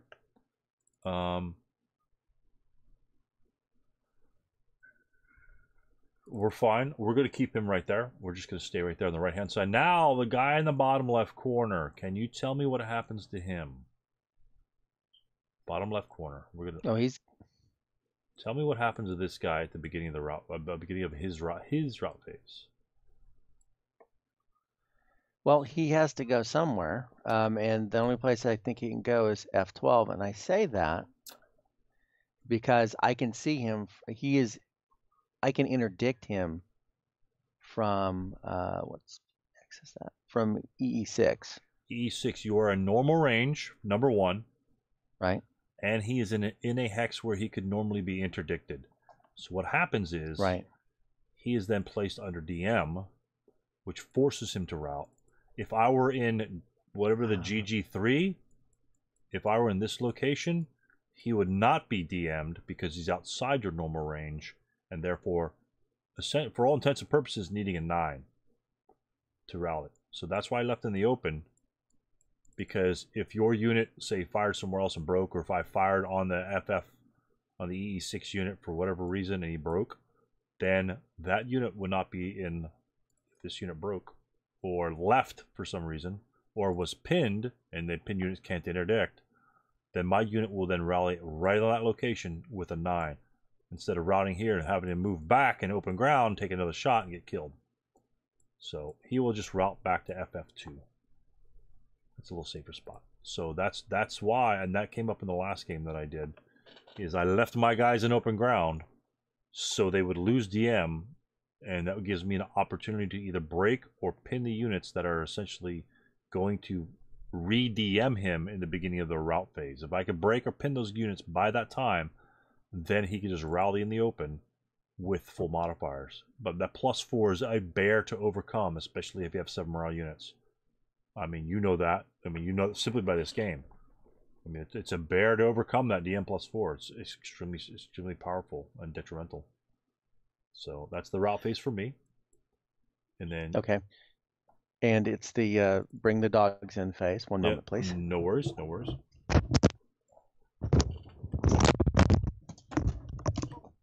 Bring the dogs in. That must be in the expansion module.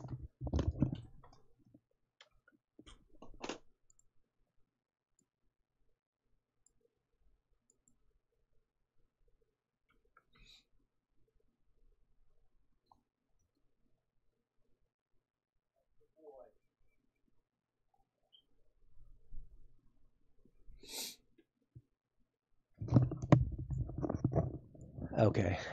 All right, here we go. All right, so it is now advanced phase. So I think some of my moves here are pretty obvious.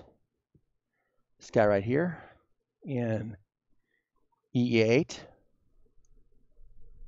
Still there? Yep. Okay, I thought I lost you. No. In EE8, I am advancing into... There we go. You see that?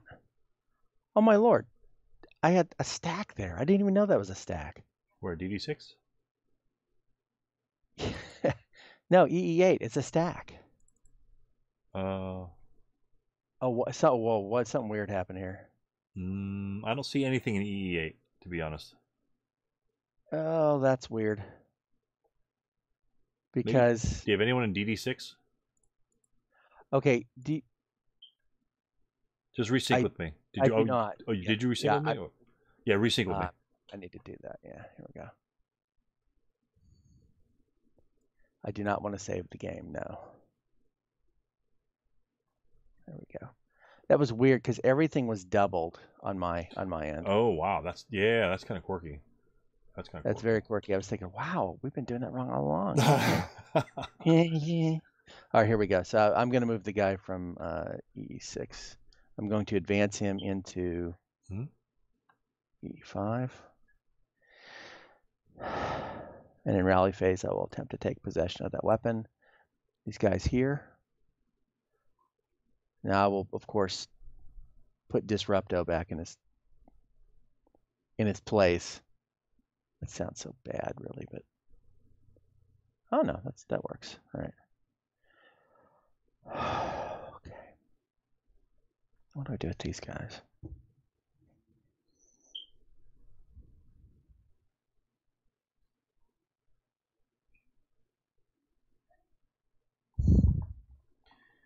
Yeah, that guy in Y6 you wiped out.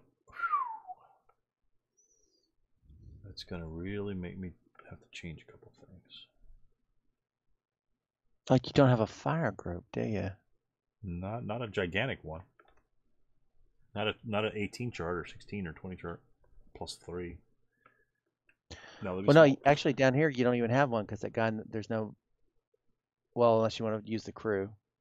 Yeah. So actually you could, but it's all going to be. It's not much, but again, 3 separate units firing a 1 stack. It could be. Oh, that yeah, it's repair. Yeah, that's broken too. Man, I lost both my machine guns this turn. Very cool.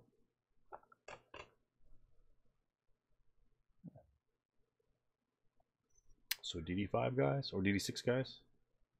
Yeah, I'm thinking. It hurts.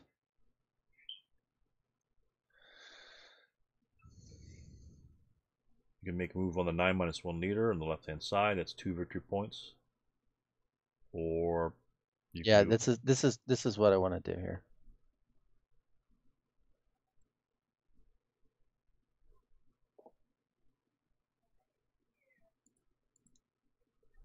There we go. Okay. And that's it. That's all the advancing I can do. Now we're back to close combat phase again. Back to BB6. Good old BB6. So it's 5s for both of us, right? Yes, sir. Now close combat really isn't hand-to-hand unless you declare it. It's just basically they're really close to each other and throwing grenades and... Close to close. A hand-to-hand combat can only be used by certain nationalities at certain specific times. So it's not available to everybody all the time. Well, I was thinking in terms of what it simulates. And what it simulates is just like they're really close to each other. I mean, close combat is like they're really close to each other. The whole thing where you're throwing grenades in foxholes or through windows or at each other in the low. Okay. Hand to hand, you're running into the room, engaging them. And touching them. Right. And touching them, bayoneting them the whole 9 yards. All right, so attacker rolls first, and I'm the attacker, so 5 or below. No. 11. And my roll is a 3. There you go. There we go. So we kill. That helps a little bit. So I'll put him over on the right-hand side. That's the only guy I got this turn. Okay, good deal. And then the melee counter is going to be removed. All right, that changes the complexion just a little bit. He's still all alone by himself, so he has some decisions to make. So this will be gone. Not necessarily. So yeah. So we move on to good guy turn 4. Yeah, you actually have the last movement phase. So if you had one guy, then you get to the road, that'll give you another victory point. You have one guy. I'm not sure that you can spare the guy, but you still have the last move. So remove moves. Raleigh phase. I have a number of them. Let's start with the leader in the upper right. Shen. He needs really low. That will not do it. Since there's only one broken multi-man counter, I can try to self-rally the unit at Shen's location. That's not going to do it, so that DM's gone. And he needed a 2, right? Yeah, he needed a 2. That would be a miracle, but I have to take it. And then the FF2, I think a Zhao, he needs a 5. I missed it by 1, okay. So my DMs are gone. I do have a repair roll in AA5. Pardon me. The medium is not repaired, and that's it for me. That's it for Gonzo. You have a number of important rolls to make. Yeah, I do up here. Let's try the guy who's not DM'd first. Okay. It's a 6 or below because he is in the woods. There you go. Oh, I'm sorry. I looked at my 6. You boosted mine up, so it's a 9. Yep. And the other guy needs what? A 2. No, hold on. He's actually 3. Yes. Because he's in the woods. Nope. Okay. All right, so let's get rid of this at least. Yep. Yeah, you really kind of need that other guy. It's too bad. All right. So you have a couple of machine guns you can pick up. No, I'm gonna try to pick that up. All right, so I pick it up. I possess it. All right, and I'm gonna possess this. Try to at least. Yeah. Oh, sorry. That roll will still do it. Right. A 5 will still do it. Okay. Yeah, good deal. So basically, if I shoot at the broken guy again down here in the woods, it will DM him. I mean, right? It will not only DM him, but if he breaks again, he's done. If a leader breaks again, he takes a wound check. Oh, right. So it's really hard to kill leaders off after a while, but pardon me. It's important too, obviously, especially in these, since we have few leaders for lots of guys. Do we consider the machine guns? God, what's the word? It's not foreign manufacture, whatever it is. There's a penalty attached to using. Yes. Okay. Captured. There's in this specific scenario, there's going to be a captured penalty use. Okay. It actually has it in there, and because I know it applies to me, all Chinese, which are you, suffer the penalties of G 1.611 for use by a half squad. So it is a captured support weapon, which is +2 to the breakdown, and there's a G 1.66611 essentially states that machine guns and HMGs in the Pacific Theater can only be manned by crews without penalty, and that's why I have crews on them. And so therefore you suffer those. For my machine guns you suffer that, for yours you do not. And so therefore the breakdown on that medium will be 4 more, so a 7 will break that machine gun down. So do not use it, is what you're saying. Yeah, good order multi MMGs are worth 2 casualty victory points and captured penalty use. Yeah, so good order MMGs. So that's right now. That's 2. Yeah, you just want to fire your inherent, because that will break, and if it breaks, you cannot repair it. It's a captured weapon.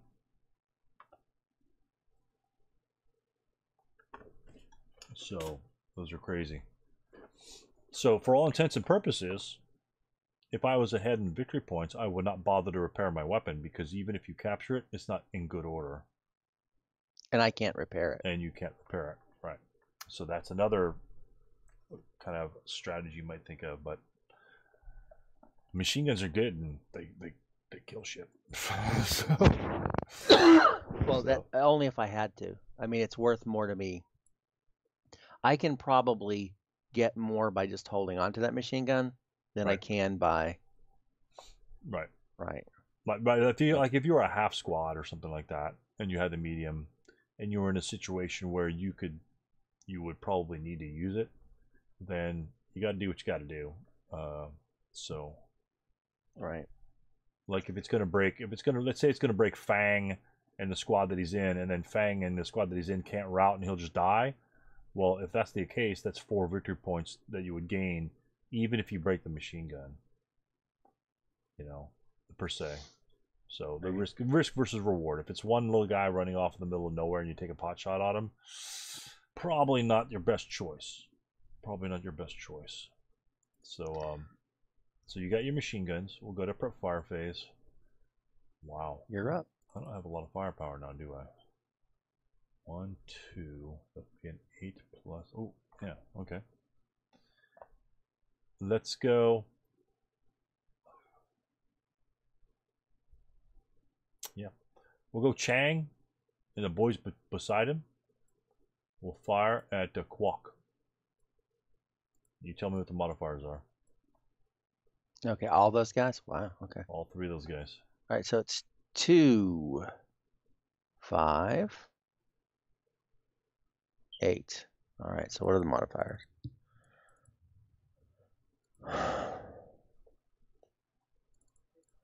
It's 8 plus 2. Why? Because you use the worst modifier. Correct. And the worst modifier here is from the guy down in, what is that? BB4. Correct. And you got 2 hindrances through wheat fields. So it's 8 plus 2. Why am I taking the 8 plus 2 versus ignoring the guy in BB4? Okay. Let's say I don't put that guy on there. I prep for 8 plus 2. I would need a 6 for morale check. Tell me what I'll get with these guys. Well, if you just do 4, if it's 4, it's going to be 4 plus 1. You're still getting a better deal from that. Because remember, if you think of a plus 1 as shifting down, which I do, right? Then that's a better shot. Because at least you have a chance. You have a much better chance of getting something. Which one's a better shot? Nothing. Which one's a better shot? Right. Which one's a better shot? Fire all 3 or the 2 8? of them? The 8's a better shot, right? Let's see. 8's the best shot because like you get a reduced, a greatly reduced, well, a much less effective, basically 2, and this guy down here is a 1.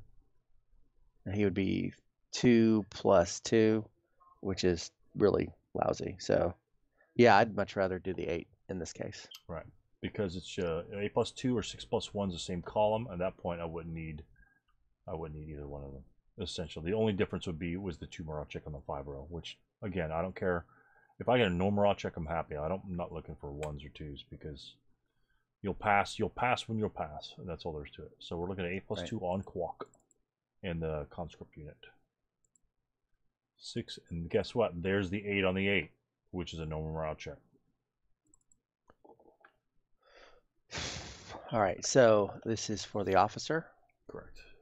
Well, there you go. So he breaks. It's all right. Pardon me. It's okay. Break. And for this guy, well, let's do the normal thing first. He breaks as well, and he is disrupted. Yep. Damn you, conscript. All right, that's cool. Let me go ahead and get the marker. Find it. Disrupt. Let me break him. Okay. And then a DM marker as well. Yes. So there's that. Okay. Really, those guys. So we'll go directly into movement phase. And then what we'll do is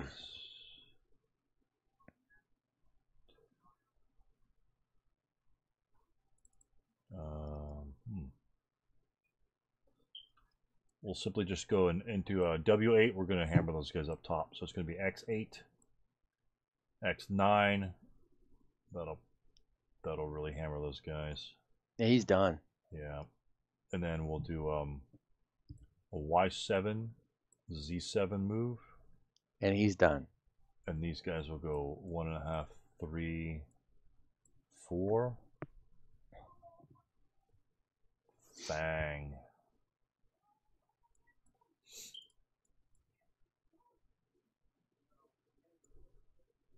Fang is just going to assault move right there. And then the 337 and BB6.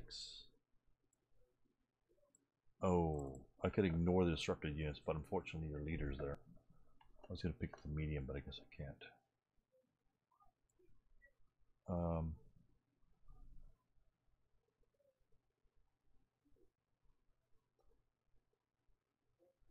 He's going to assault move into BB7. And that's it for my movement. Okay. Defensive fire phase. All right. Damn, you never got that medium off. That's too bad. Nah, that's all right. Yeah, that could have turned. That was This is an interesting set of turns here. All right, so what I can do.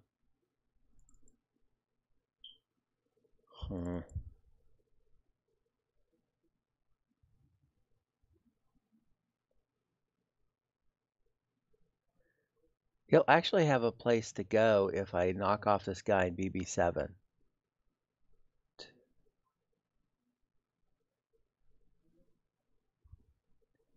So I'm going to do a 6+2 from EE6. Okay.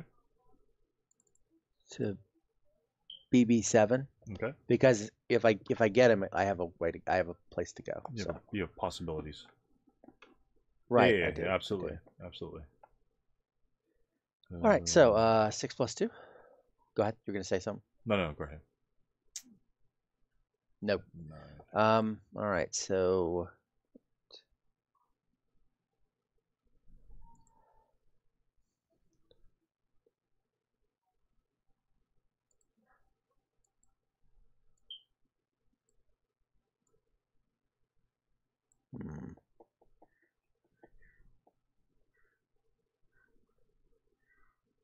No, I'm not gonna.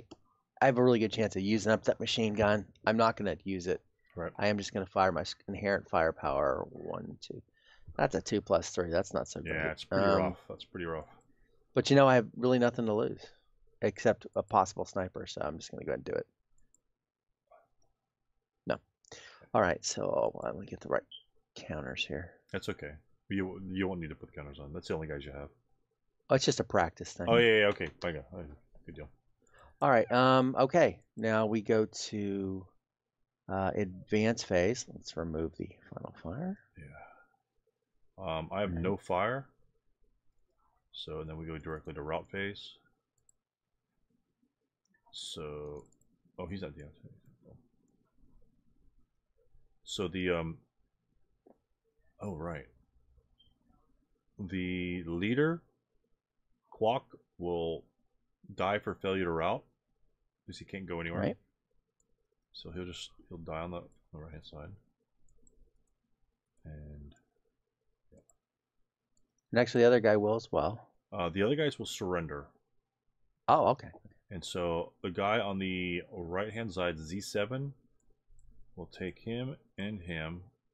And we'll just get rid of those disruptions. Oh, this is exciting. You're taking prisoners. I haven't seen this before, so this is good. So we're just going to get rid of the DM for right now, and then get rid of no, disruptors, I guess, have to delete. So what happens to them, you got to grab the little prisoner thingies. I'm pretty sure I could take prisoners in this game. I didn't see anything in the SSR. You can. The SSR doesn't say anything about it.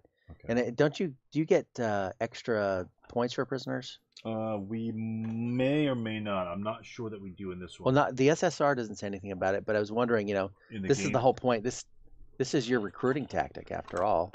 Oh, that's true. You give them. That's how you maintain your army. You capture the guys, they just join your army instead of just dying. Just like Afghanistan. Okay, a broken red army crew possessing. No, not gaining concealment. Excuse me. Bless you. I'm not sure. No, there's nothing in here about that. It might be in the campaign game rules per se. Oh, okay. Yeah, but it's just the first scenario that really doesn't apply to it. So, but we'll look it up later. I just want to take them prisoner, just because they're going to go there first instead of invoking no quarter. I'll just take them prisoner. And then Chung up top, he's got those units underneath of him have nowhere to go, and so they will just die for failure to route. I will not take them prisoner. Prisoners will not pertain to them. And so Chung is up there. And then the advanced phase comes. I gotta remove the preps, I guess.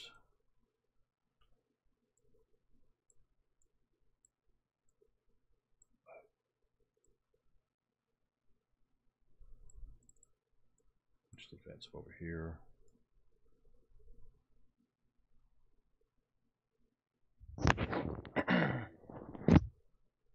And I'll just advance against Chung in close combat, see what happens there. Close combat phase, we have an ambush die roll. on X10.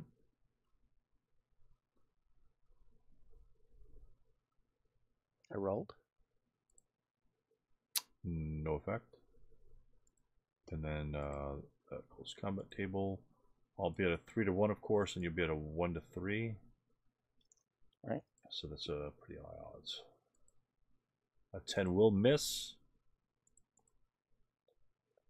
10 misses as well. Okay, so they're in melee. We're in melee. Good deal. At least my leader might be able to make it up next round. Now you.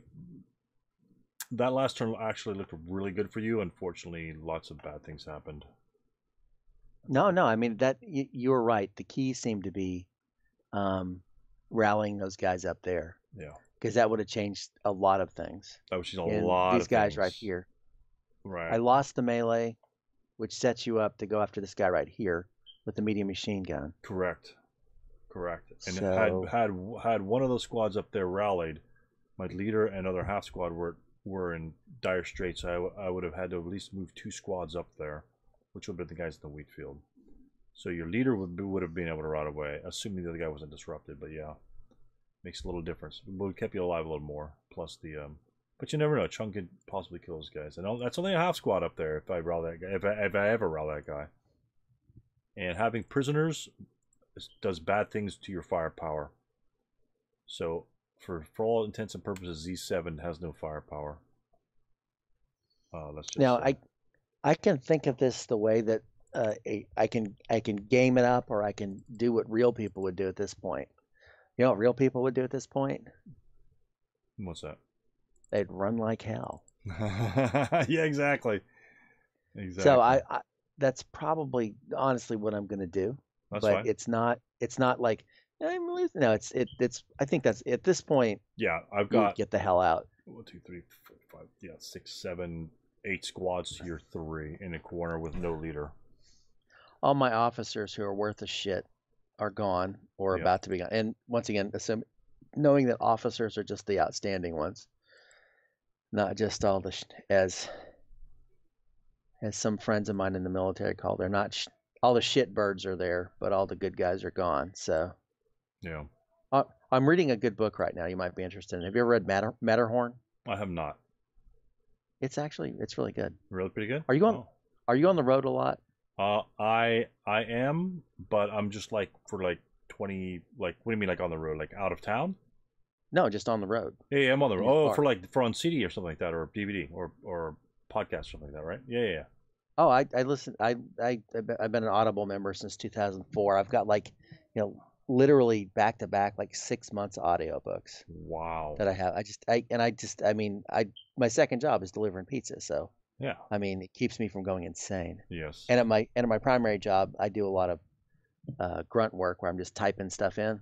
Oh yeah, so you just put your earphones on and boom, you go at it. Wow, that's awesome. Yeah, that's why I listen to the 2 half squads is just driving around all day. I listen to all their episodes because I drive around all day. I love that show. Yeah, it's very good. Very good show. Very fun. Very good show.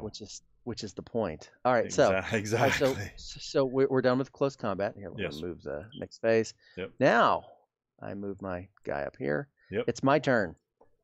Yep. Do I have anything to rally? No. No. I've already taken possession of the weapon. Yep. And now it's time to run. I get some rallies. I get some rallies though. Oh, okay. I get the self rally. Self rally. Did Zhao rally? Is he still under DM, or did he lose DM? He lost DM because I didn't shoot at him. Yeah. And then you just obtained the MMG this turn. Okay, so Zhao needs a 9. He rolls a 9, +1, and then +1 for Woods negate. Then we need a 7 up in W9 for the leader up there. Okay. Self rally. That would fall under. Wait, if you get a 2 on a rally, is that heat of battle or field? It says heat of battle or field promotion. Heat of battle. It might be heat of battle. It won't be leader creation because he's already a leader. Right, of course. But where is the?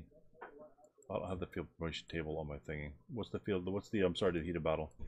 Actually, I do. I should have it right here, right? Hit a battle. Yeah, 2 morale check, rally dice roll. Got it right here. Right. So he was broken, right? Right. He was broken.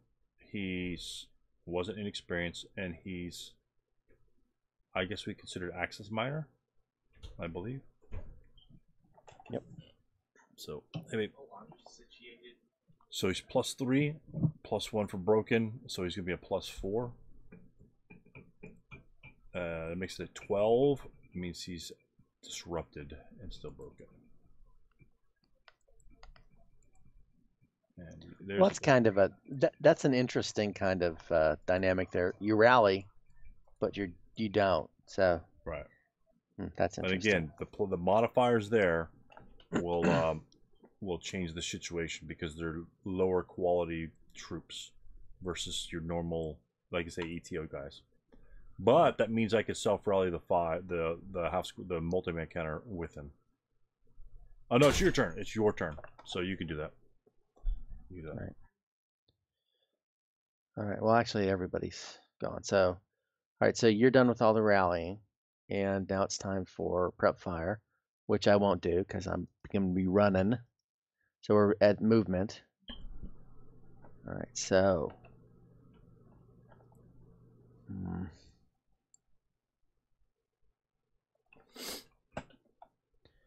Okay. The unit in EE4, EE5. The unit in EE5 is going to declare CX. Okay, that's going to do 2 things to you. It's going to slow me down. And it's not going to slow me down. What's going to do to your inherent portage capacity? Oh, it's going to drop at 1. So it actually may not even be to my advantage to do that. Right. Essentially, at this point in time, you have 3 MF on that unit because the medium's pretty heavy. Yes, thank you for pointing that out. All right.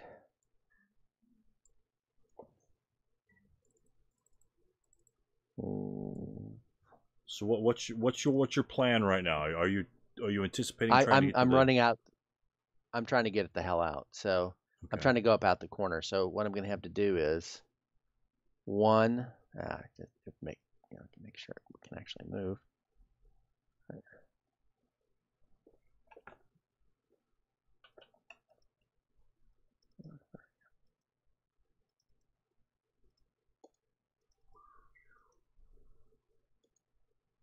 Doggone it.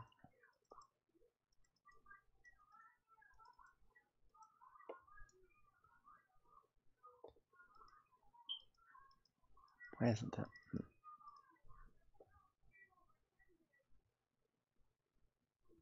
Doggone.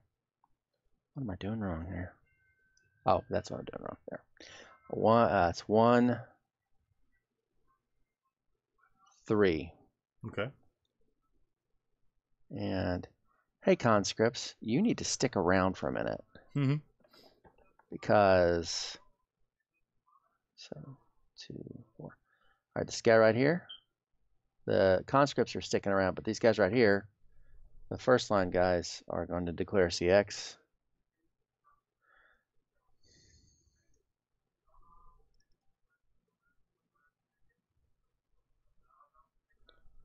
Two. All right, down.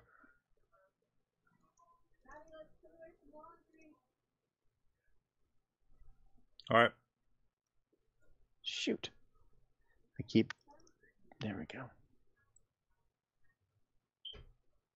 What am I? Oh, I keep doing the same silly thing. I keep hitting shift instead of control. All right, so 2, 4, 5. You picked up a guy. No, I didn't mean to do that. That's okay. Do you have do you have that button checked on your preferences? Oh, that's right. Where is that? Preferences, file, preferences. Ask to ensure, prompt to log file, show wizard.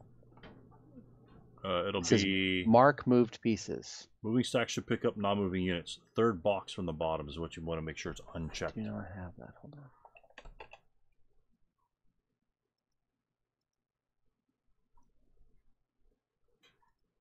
Or maybe it's the mechanic of your picking up pieces. Let me see. No, it's use combined application, prompt for log file. Those are the only things I have checked. Okay. So it shouldn't. Now, do you like put a boxer on the unit every single time you move to new hex? Like, say you were to move him, like, say you were going to move him like right here. Do you then just do a boxer on him again, or do you just, if he's highlighted, you can just pick him up? Right, that's what I'm doing. So but I don't know how that happened. Okay. But what I've been doing that's been causing me trouble, it's just some foolishness. What I keep hitting shift move instead of control move, and I know that that's wrong. So okay, so he moved 2, 4, 5, 6. Okay. 2, 4, 5, 6. I see. Okay.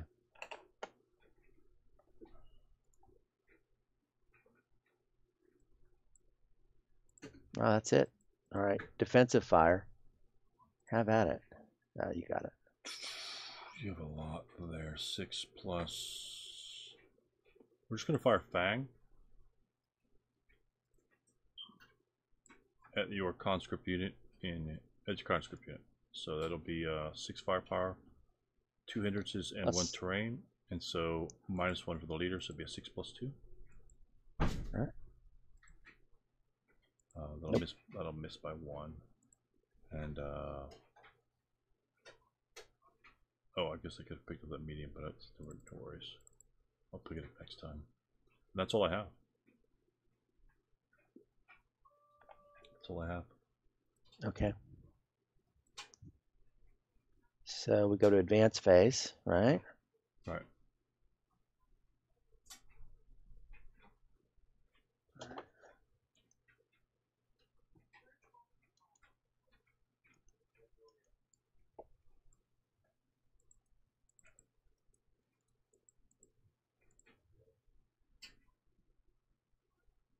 Oh, advanced fire phase technically, but if you want to fire someone, but yeah, I'll fire the conscript. Just, I mean, that's really a super nothing to lose thing.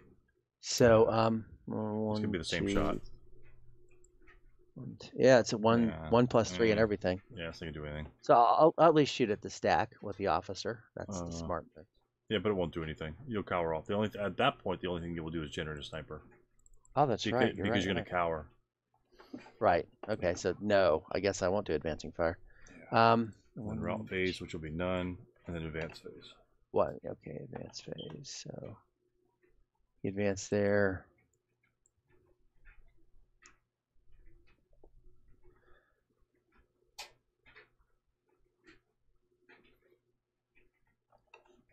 Oh, that's it.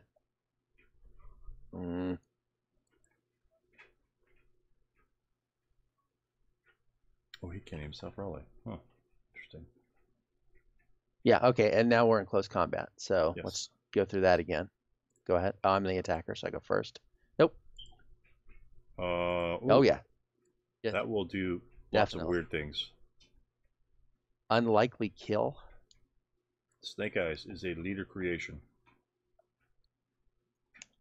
Die roll follows original Snake Eyes on any multi-man counter close combat dice roll, not applicable to Finns or Japanese. So actually, because I rolled a Snake Eyes, you're gonna die anyway, but I'm going to get a leader out of that. That's possible. So there is modifiers, of course. The top one doesn't apply. The second one doesn't apply. Third one doesn't apply, and the fourth, fifth. And I guess GMD Chinese. I don't think I'm GMD Chinese. No, you're not GMD. GMD is Kuomintang. Yeah. Kuomintang. That's me. So I wouldn't think that it'd be normal. So roll your die. See what happens. So yeah. So a 2. Well, even if I'm +1, it'll be an 8-0. So I'll see that all worked out. Yeah, I essentially lost the 8-0 below me. So I'm just gonna clone him. Let's see if I can. See, he was feeling really triumphant. I mean, not only did you kill one of my guys, he must have leapt on him and torn his heart out and eaten it in front of everybody and got all jazzed up. I mean, I can only think of one possible reason that would have created a leader. But anyway. Yeah. That's crazy. No, they must have done one of those like West Side Story knife fights, you know? Oh, there you go. Absolutely. Oh my It's the only thing I can think of. So, and then it would be the Russian turn 5. Now at this point, you know, the one thing I can do is just not engage you because I'm ahead of you in victory points. And technically, that's what I would do strategically wise, and just not engage you for the rest of the game. Just disengage. Make sure you don't get. You know, it doesn't matter if you get below the roadway anyway. So we could leave it as that. This would be this would be a definite, you know, distinction where your chance of winning is pretty much close to nil because you're not.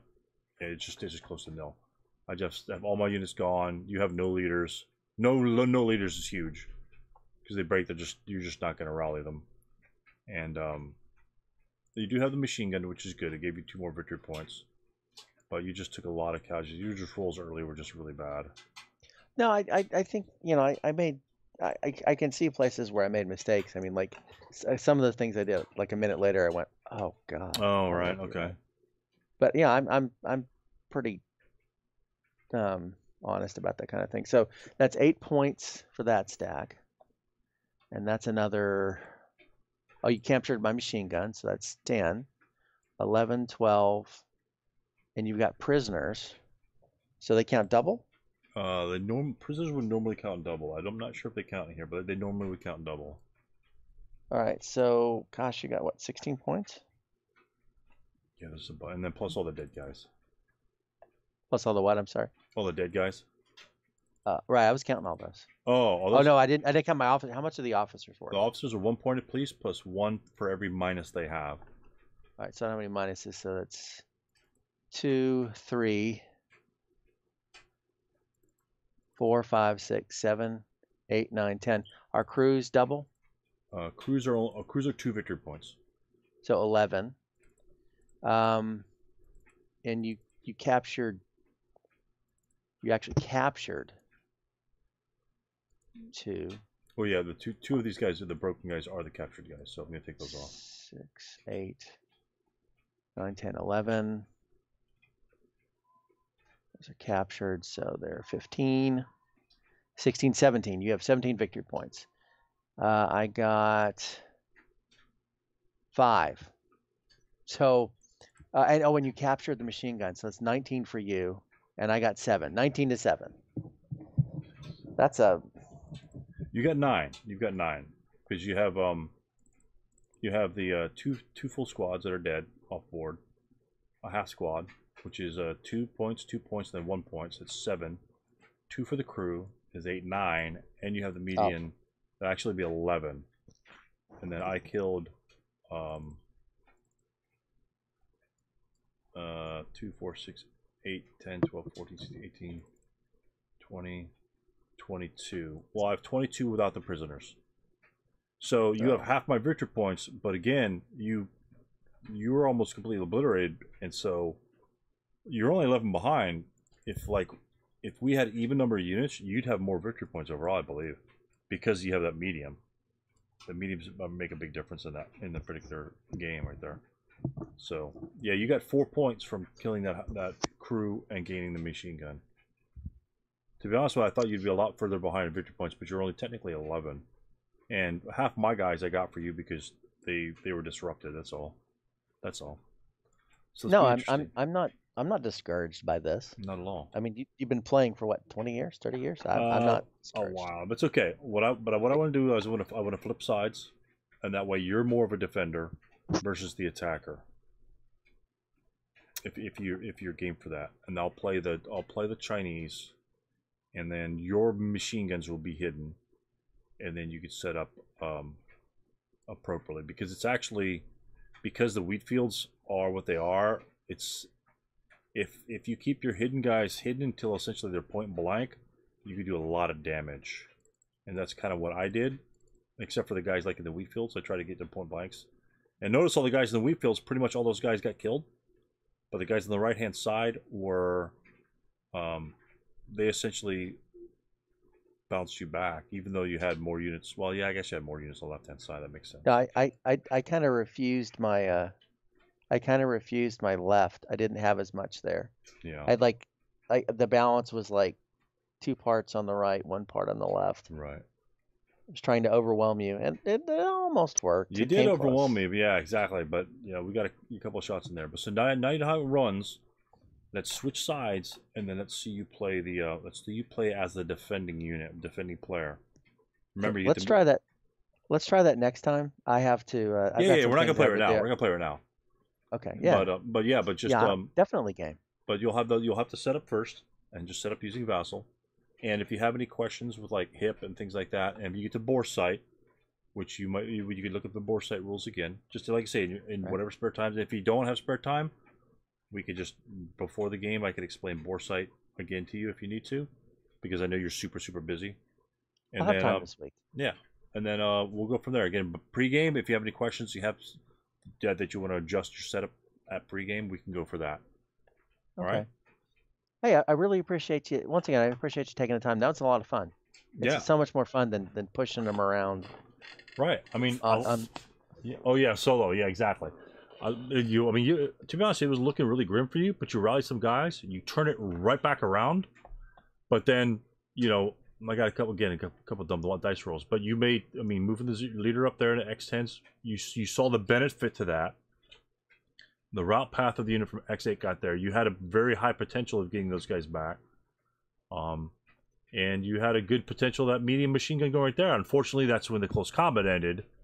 And, if you had won that close combat, again, that'd be a turnaround. Close combat is really crazy because you just straight up lose units. There's no breaking, there's no routing. They're just losing units in close combat. So... Well, it really, what it all comes back to? It comes to me not shooting at him again. I should have shot at him again. That would have made a very different result. Oh, because if I'd broken him, he would have run. Right. And he wouldn't have been sitting there. Right. Next to my medium machine gun guy. So, live and learn. That's true. So, but I said, I think you did really well. Definitely well. And I think we covered a lot of ground just in terms of explaining the different modifiers, and you did really well in that, so it's very positive.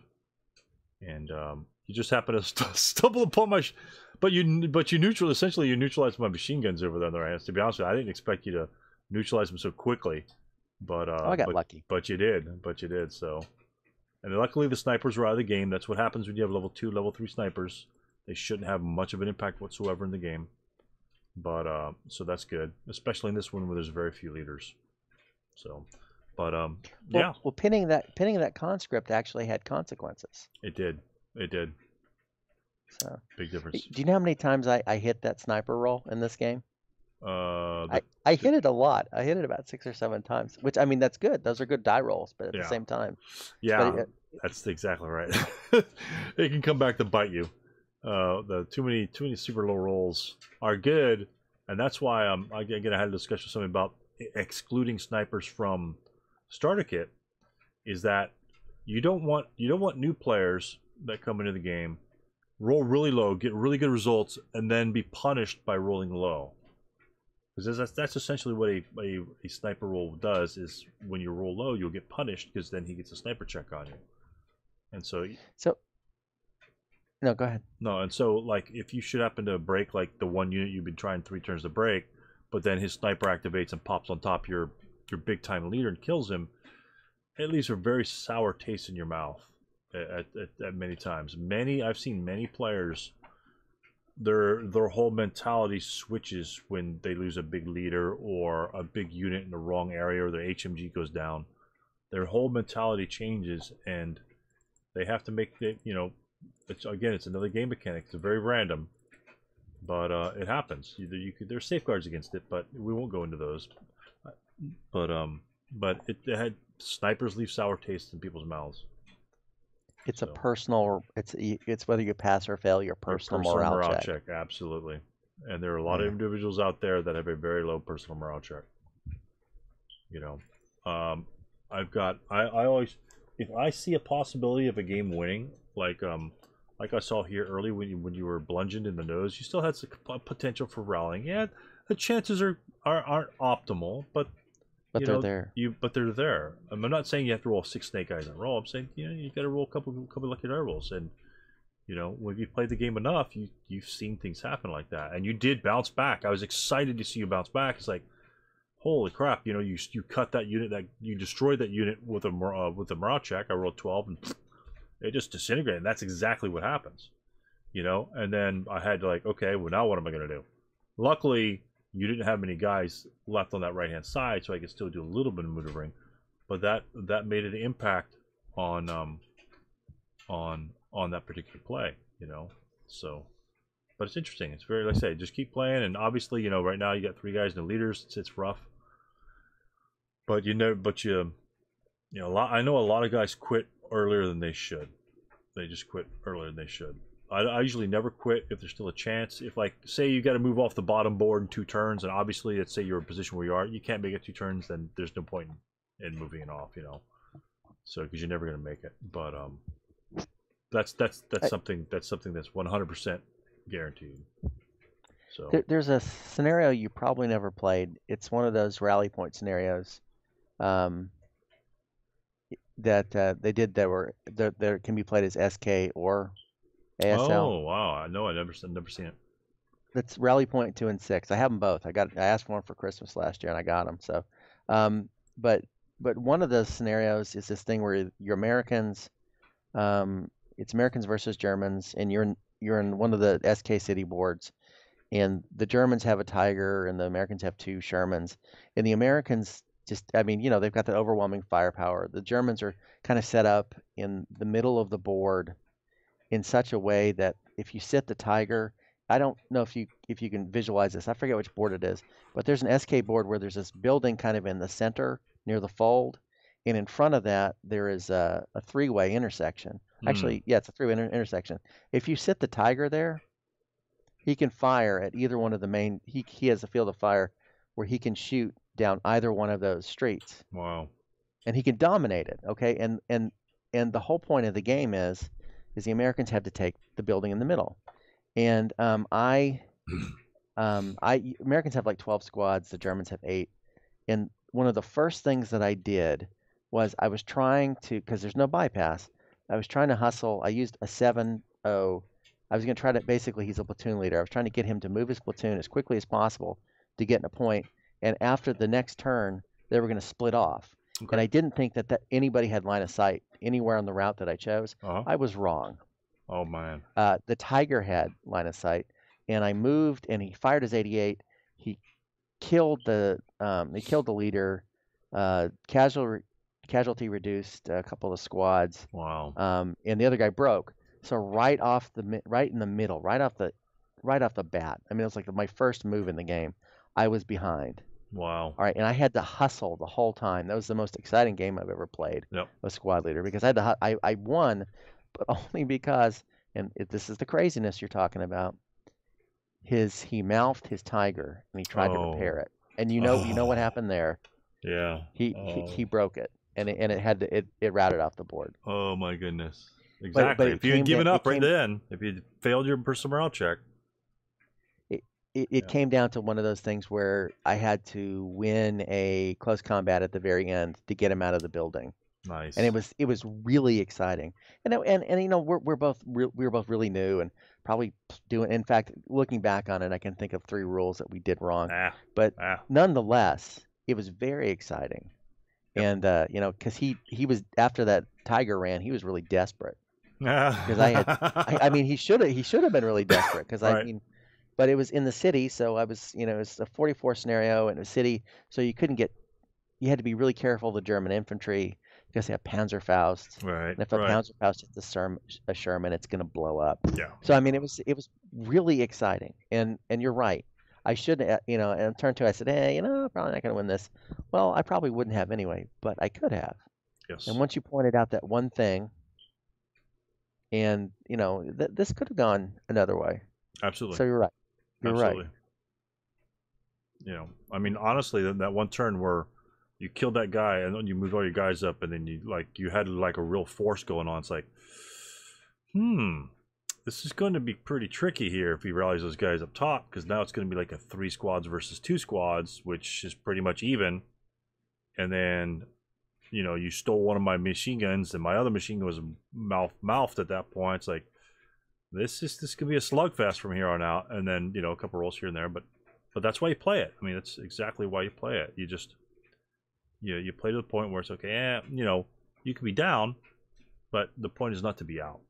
It's always, you know, it's always a bummer when something bad happens, but you just roll with it. You know, good things happen on the other side. You know, you never know. You never know. No, you're right. Like look at my guy up top, disrupted. I got heated battle, disrupted. He got ripped. Same turn.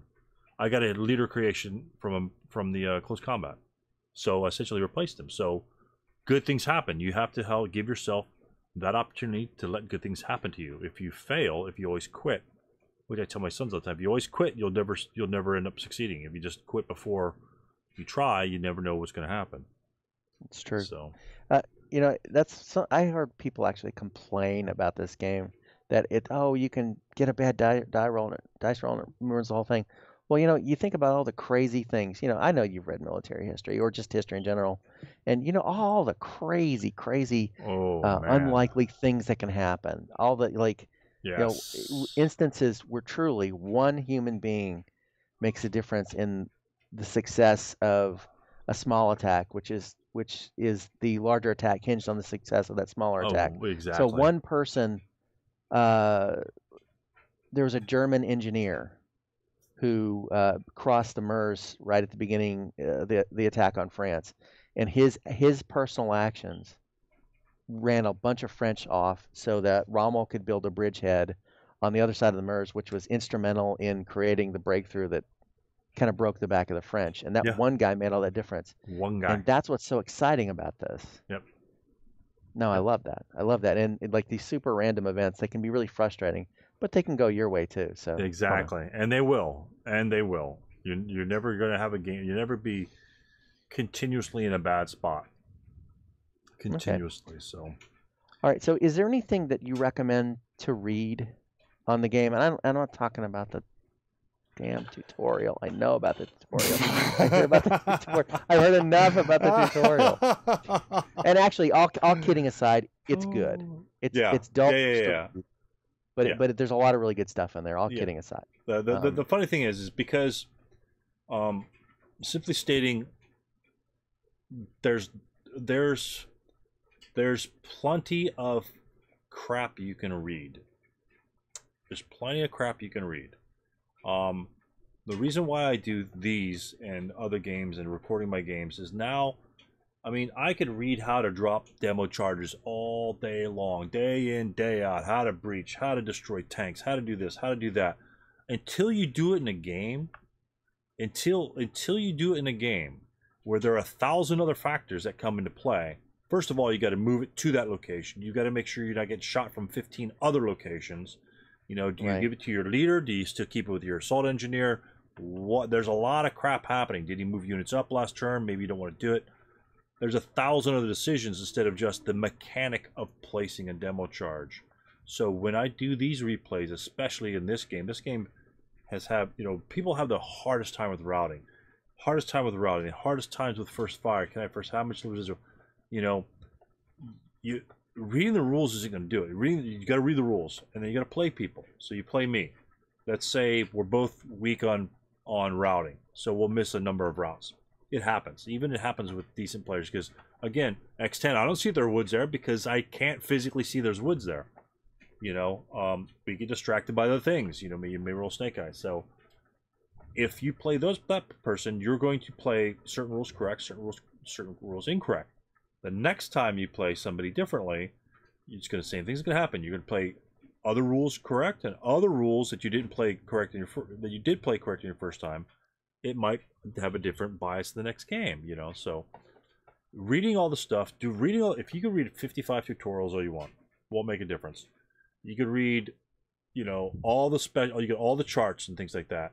That's fine and dandy. It won't make a difference until you sit down, come into situations where you have to look up. Oh, what does that do? What heat of battle? What does that do? Okay, boom. You just look at the chart. Add up your mod. No one memorizes modifiers. No one knows the modifiers. If they do, they've played too much ASL or rolled too many heated battles. You just look at the chart. That's what they're for, and you go through them. I think the best, especially for vehicles, terrain, things like that, the charts, the little charts, concealment, loss, gain. That's huge. It's all based on the concealment, loss, gain chart. Look through that, A through D. Don't bother with the rest of the crap because it really doesn't apply. It's all A through D because you're just worried about your infantry. Look at the situations that you lose concealment from A, B, C, and D. You know, if you begin to understand those, and even some of the most experienced players can still get that wrong from time to time because there's lots of weird little quirks that happen in the game, then just read through it, be familiar with most of that, and you'll be comfortable. And as long as you're comfortable with something, then you have the the anxiety's gone. You're willing to do something if you're comfortable in doing it. If you're uncomfortable in doing it, you won't do it. Oh, I'm not gonna, like me personally. You know, I don't play a lot of tanks. First of all, I think tanks are much more gamey than other things. You know, the sleaze freeze and all that stuff. It's just gamey. So I don't play a lot of tanks. So therefore, one of my blaring weaknesses is armor. You know, I'm just I mean, I'm not going to win any giant battles, but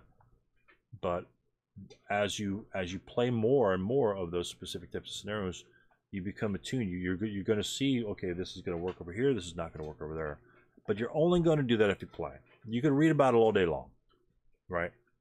And again, that's why I like to bring live games to people that just want to read rules. And like I've seen a couple guys, I think you've seen them too, is I'm not going to touch the rule book until, you know, I play 55 solo games. It's like your solo games are going to be only to the quality of what you know the rules at. You know, the next guy will know one or two more rules. You want to learn from that guy. Those one or two rules are in that game. Every game, you'll learn at least one more thing. Every single game you play, you'll at least learn one. If you haven't learned one thing, then both of you only know what both of you know. You know what I'm saying? So I do. So it's very interesting in that, and that's why I kind of like what I'm doing here. One, it gets me playing more games. Two, it gets me helping some people that might have anxiety or questions about, I'm not sure about this, so I'm really anxious about that, or can I move over here? Can I move there? Do I want to move here? Do I want to fire here? You know, just like what you were analyzing. Your 4+2 is the same thing as, you know, or 8+2 same thing as a 4 chart. You know, that's the type of thinking you have to go. You know, it's like it may be on the 8 chart, may look more impressive, but if you got tons of modifiers, it's the same thing as a 4 chart. And in that case, just fire on the 4 chart with one guy and have the other guy move. And that's what a lot of people don't realize, that if they're firing too often, if they get no results, then pretty much they just skip their turn, to be honest with you. You know? No, I really do try to think in terms of fire and movement. I just don't know how to apply it. I know the general principle. I know that I'm supposed to. I know that I'm supposed to, like, suppress the enemy's reaction and then move accordingly. But that doesn't. You know, I keep hearing the expression, if you're prepping, you're losing, but that can't always be true. It's not always true. It's not always true. But yeah, but the only way for you to get better at that is not reading all these hypothetical situations. Now, what the persons can do making these tutorials, and again, I'm not bashing the tutorial at all because there aren't that many out there, and you know, until there's an official tutorial, there's a big difference. What could happen is, what they should do if they want to make it really good is take a specific game, like take a picture of our board, just a clip here, like your route situation, right? And just like the rulebook has, essentially make your tutorials like the rulebook has examples. You know, they had a 2-page spread on how to route. People still don't know how to route. A 2-page spread with 15, 20 examples on both sides of routing, and people still don't know how to route properly. You know, and it's actually a pretty good example. It's pretty damn good. It's just extensive and very detailed. You have to keep track of stuff. It could have been formatted differently, but everyone's got computers. Everyone can break that thing down and format them one sort of route thing at a time. And they can do that. That's not a big deal. But again, that's almost a completely unrealistic situation. But they just give lots of examples. That's a very good thing. It helped a lot of people. But we could take, let's say, like fire lane. You know, how to do a fire lane. You just throw the fire lane. You give a basic rule, how to throw it across. that's all fine and dandy. But if you gave a fire lane in an actual game situation, and then you can have multiple instances of that fire lane, essentially you could cover the entire rules in like one quote replay turn, where you lay down a fire lane. Oh, in the next movement phase, the enemy does this and therefore cancels the fire lane.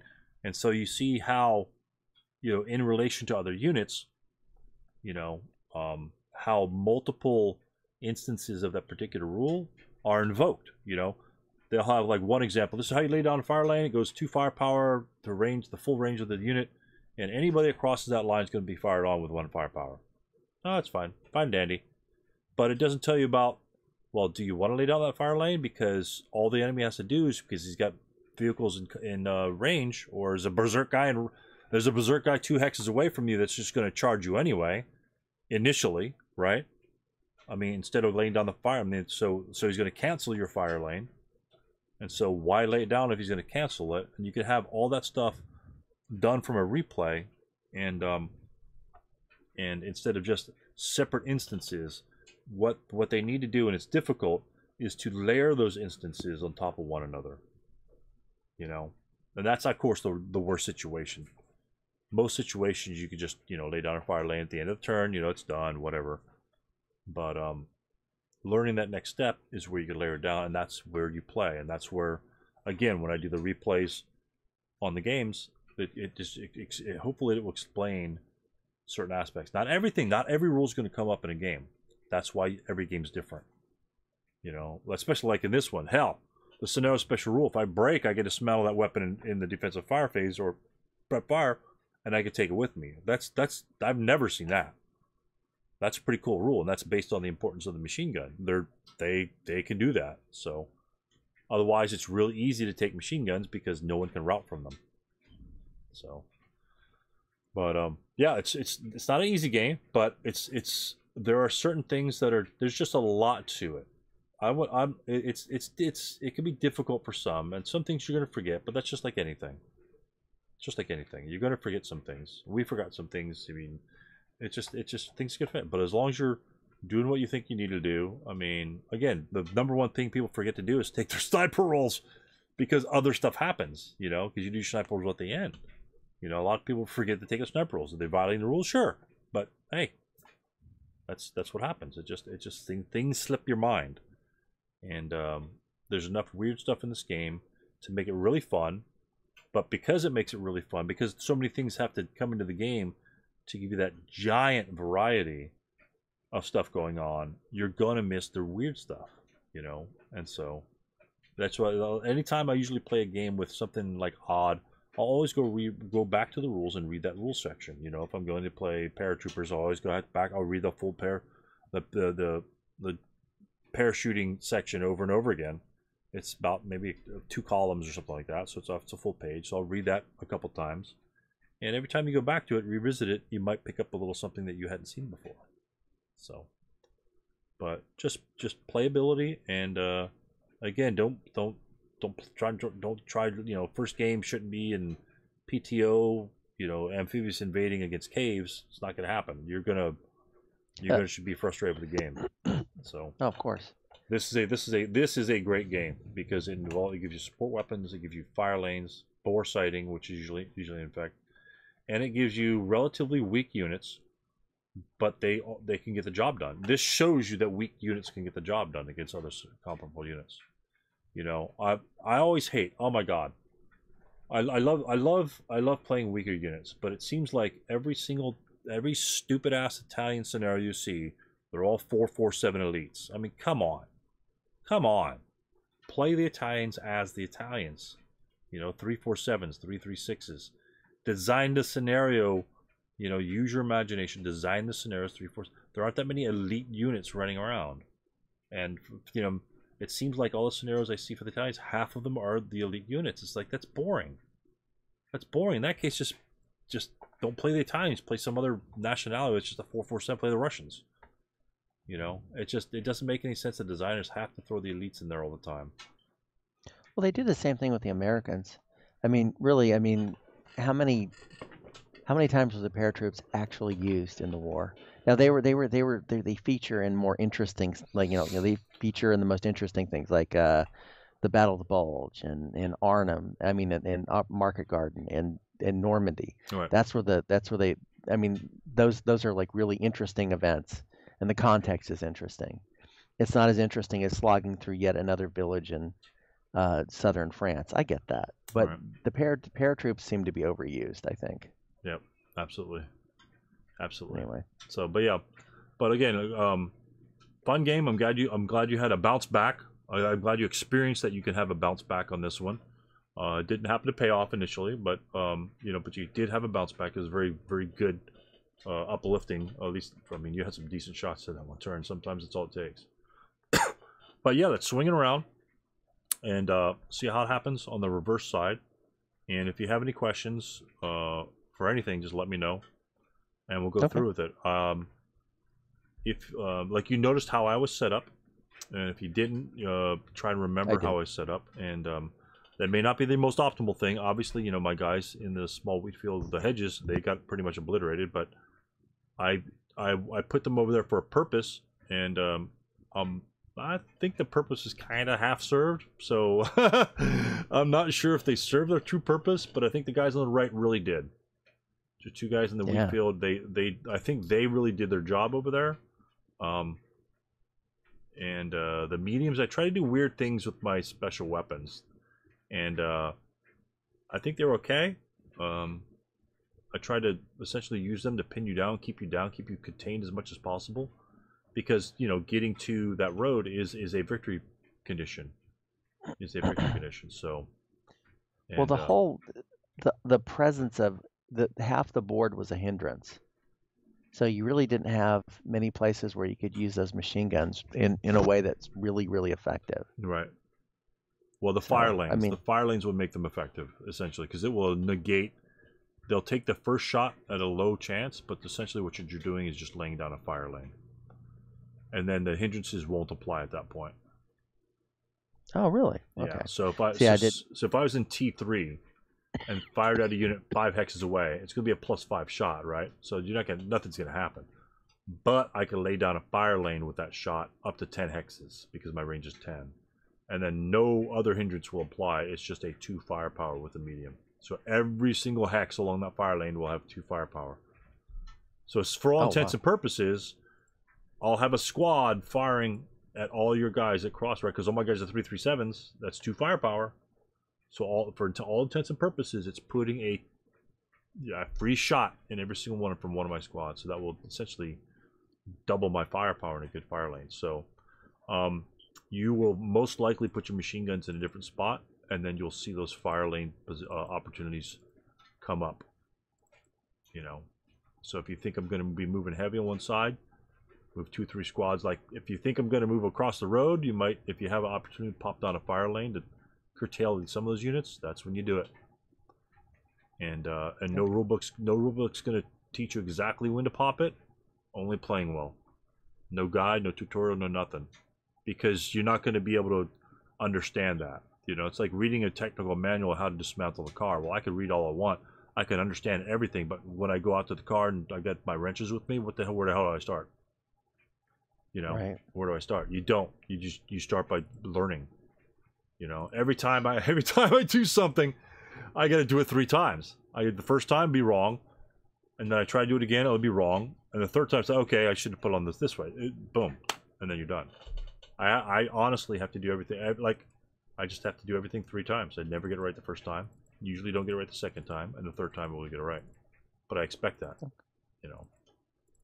All right. Well, yeah, that was a lot of fun, and I appreciate it. And I will probably sometime next week, I'll let you know when I can play, and if that works for you, then we can turn the tables. Yeah, we'll set another time. We'll flip it around. It'll give you lots of time to look at the setup, to read a little bit of the fire lanes, things like that, and they're not too bad, but it's under the residual firepower.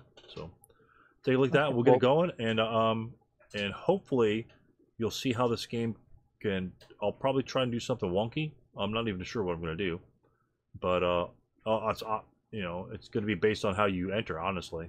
because you moved first. You moved your guys on to bait me. Like, I don't know if I baited you, but I just kind of moved them on the road. But, you did actually. Yeah. I responded to it. Okay. I didn't know if I did. It's like I'll just use the road, get them as far south as possible. So, but I kind of like that. I mean, just the flavor of me coming on first and kind of slash baiting you, and the bunch of guys are hidden. It was kind of interesting. It was an interesting scenario to set up with. Not a lot of bling in this one. There's just grunts going at it, and that made it exciting. So, yeah, we'll definitely look forward to seeing you next time. I'd love to switch it around just so hopefully it will develop a little bit differently to see. I don't even know what I'll try to do. I'll try to at least get a guy past the road. So, because that's really kind of far from the entry point, to be honest. That's really far. But we'll see what happens, because that's about 3 or 4 turns of movement, and that's somebody hauling ass. So, right. But anyway, Greg. Okay. A lot of fun. I enjoy going over some of the things that we went over, and a lot of things get refreshed. And as things get refreshed, it helps me, and it makes sure that I get it right. And as long as we both learn, then it's really fun. So I had a lot of fun just teaching you and going over certain things, and you just kind of bouncing the ideas right back off of me. It was a good situation. Okay, great. Well, I hope to talk to you next week, and you take care. Good luck this week. Have a good week. Take care, Greg. See you. Welcome. Bye.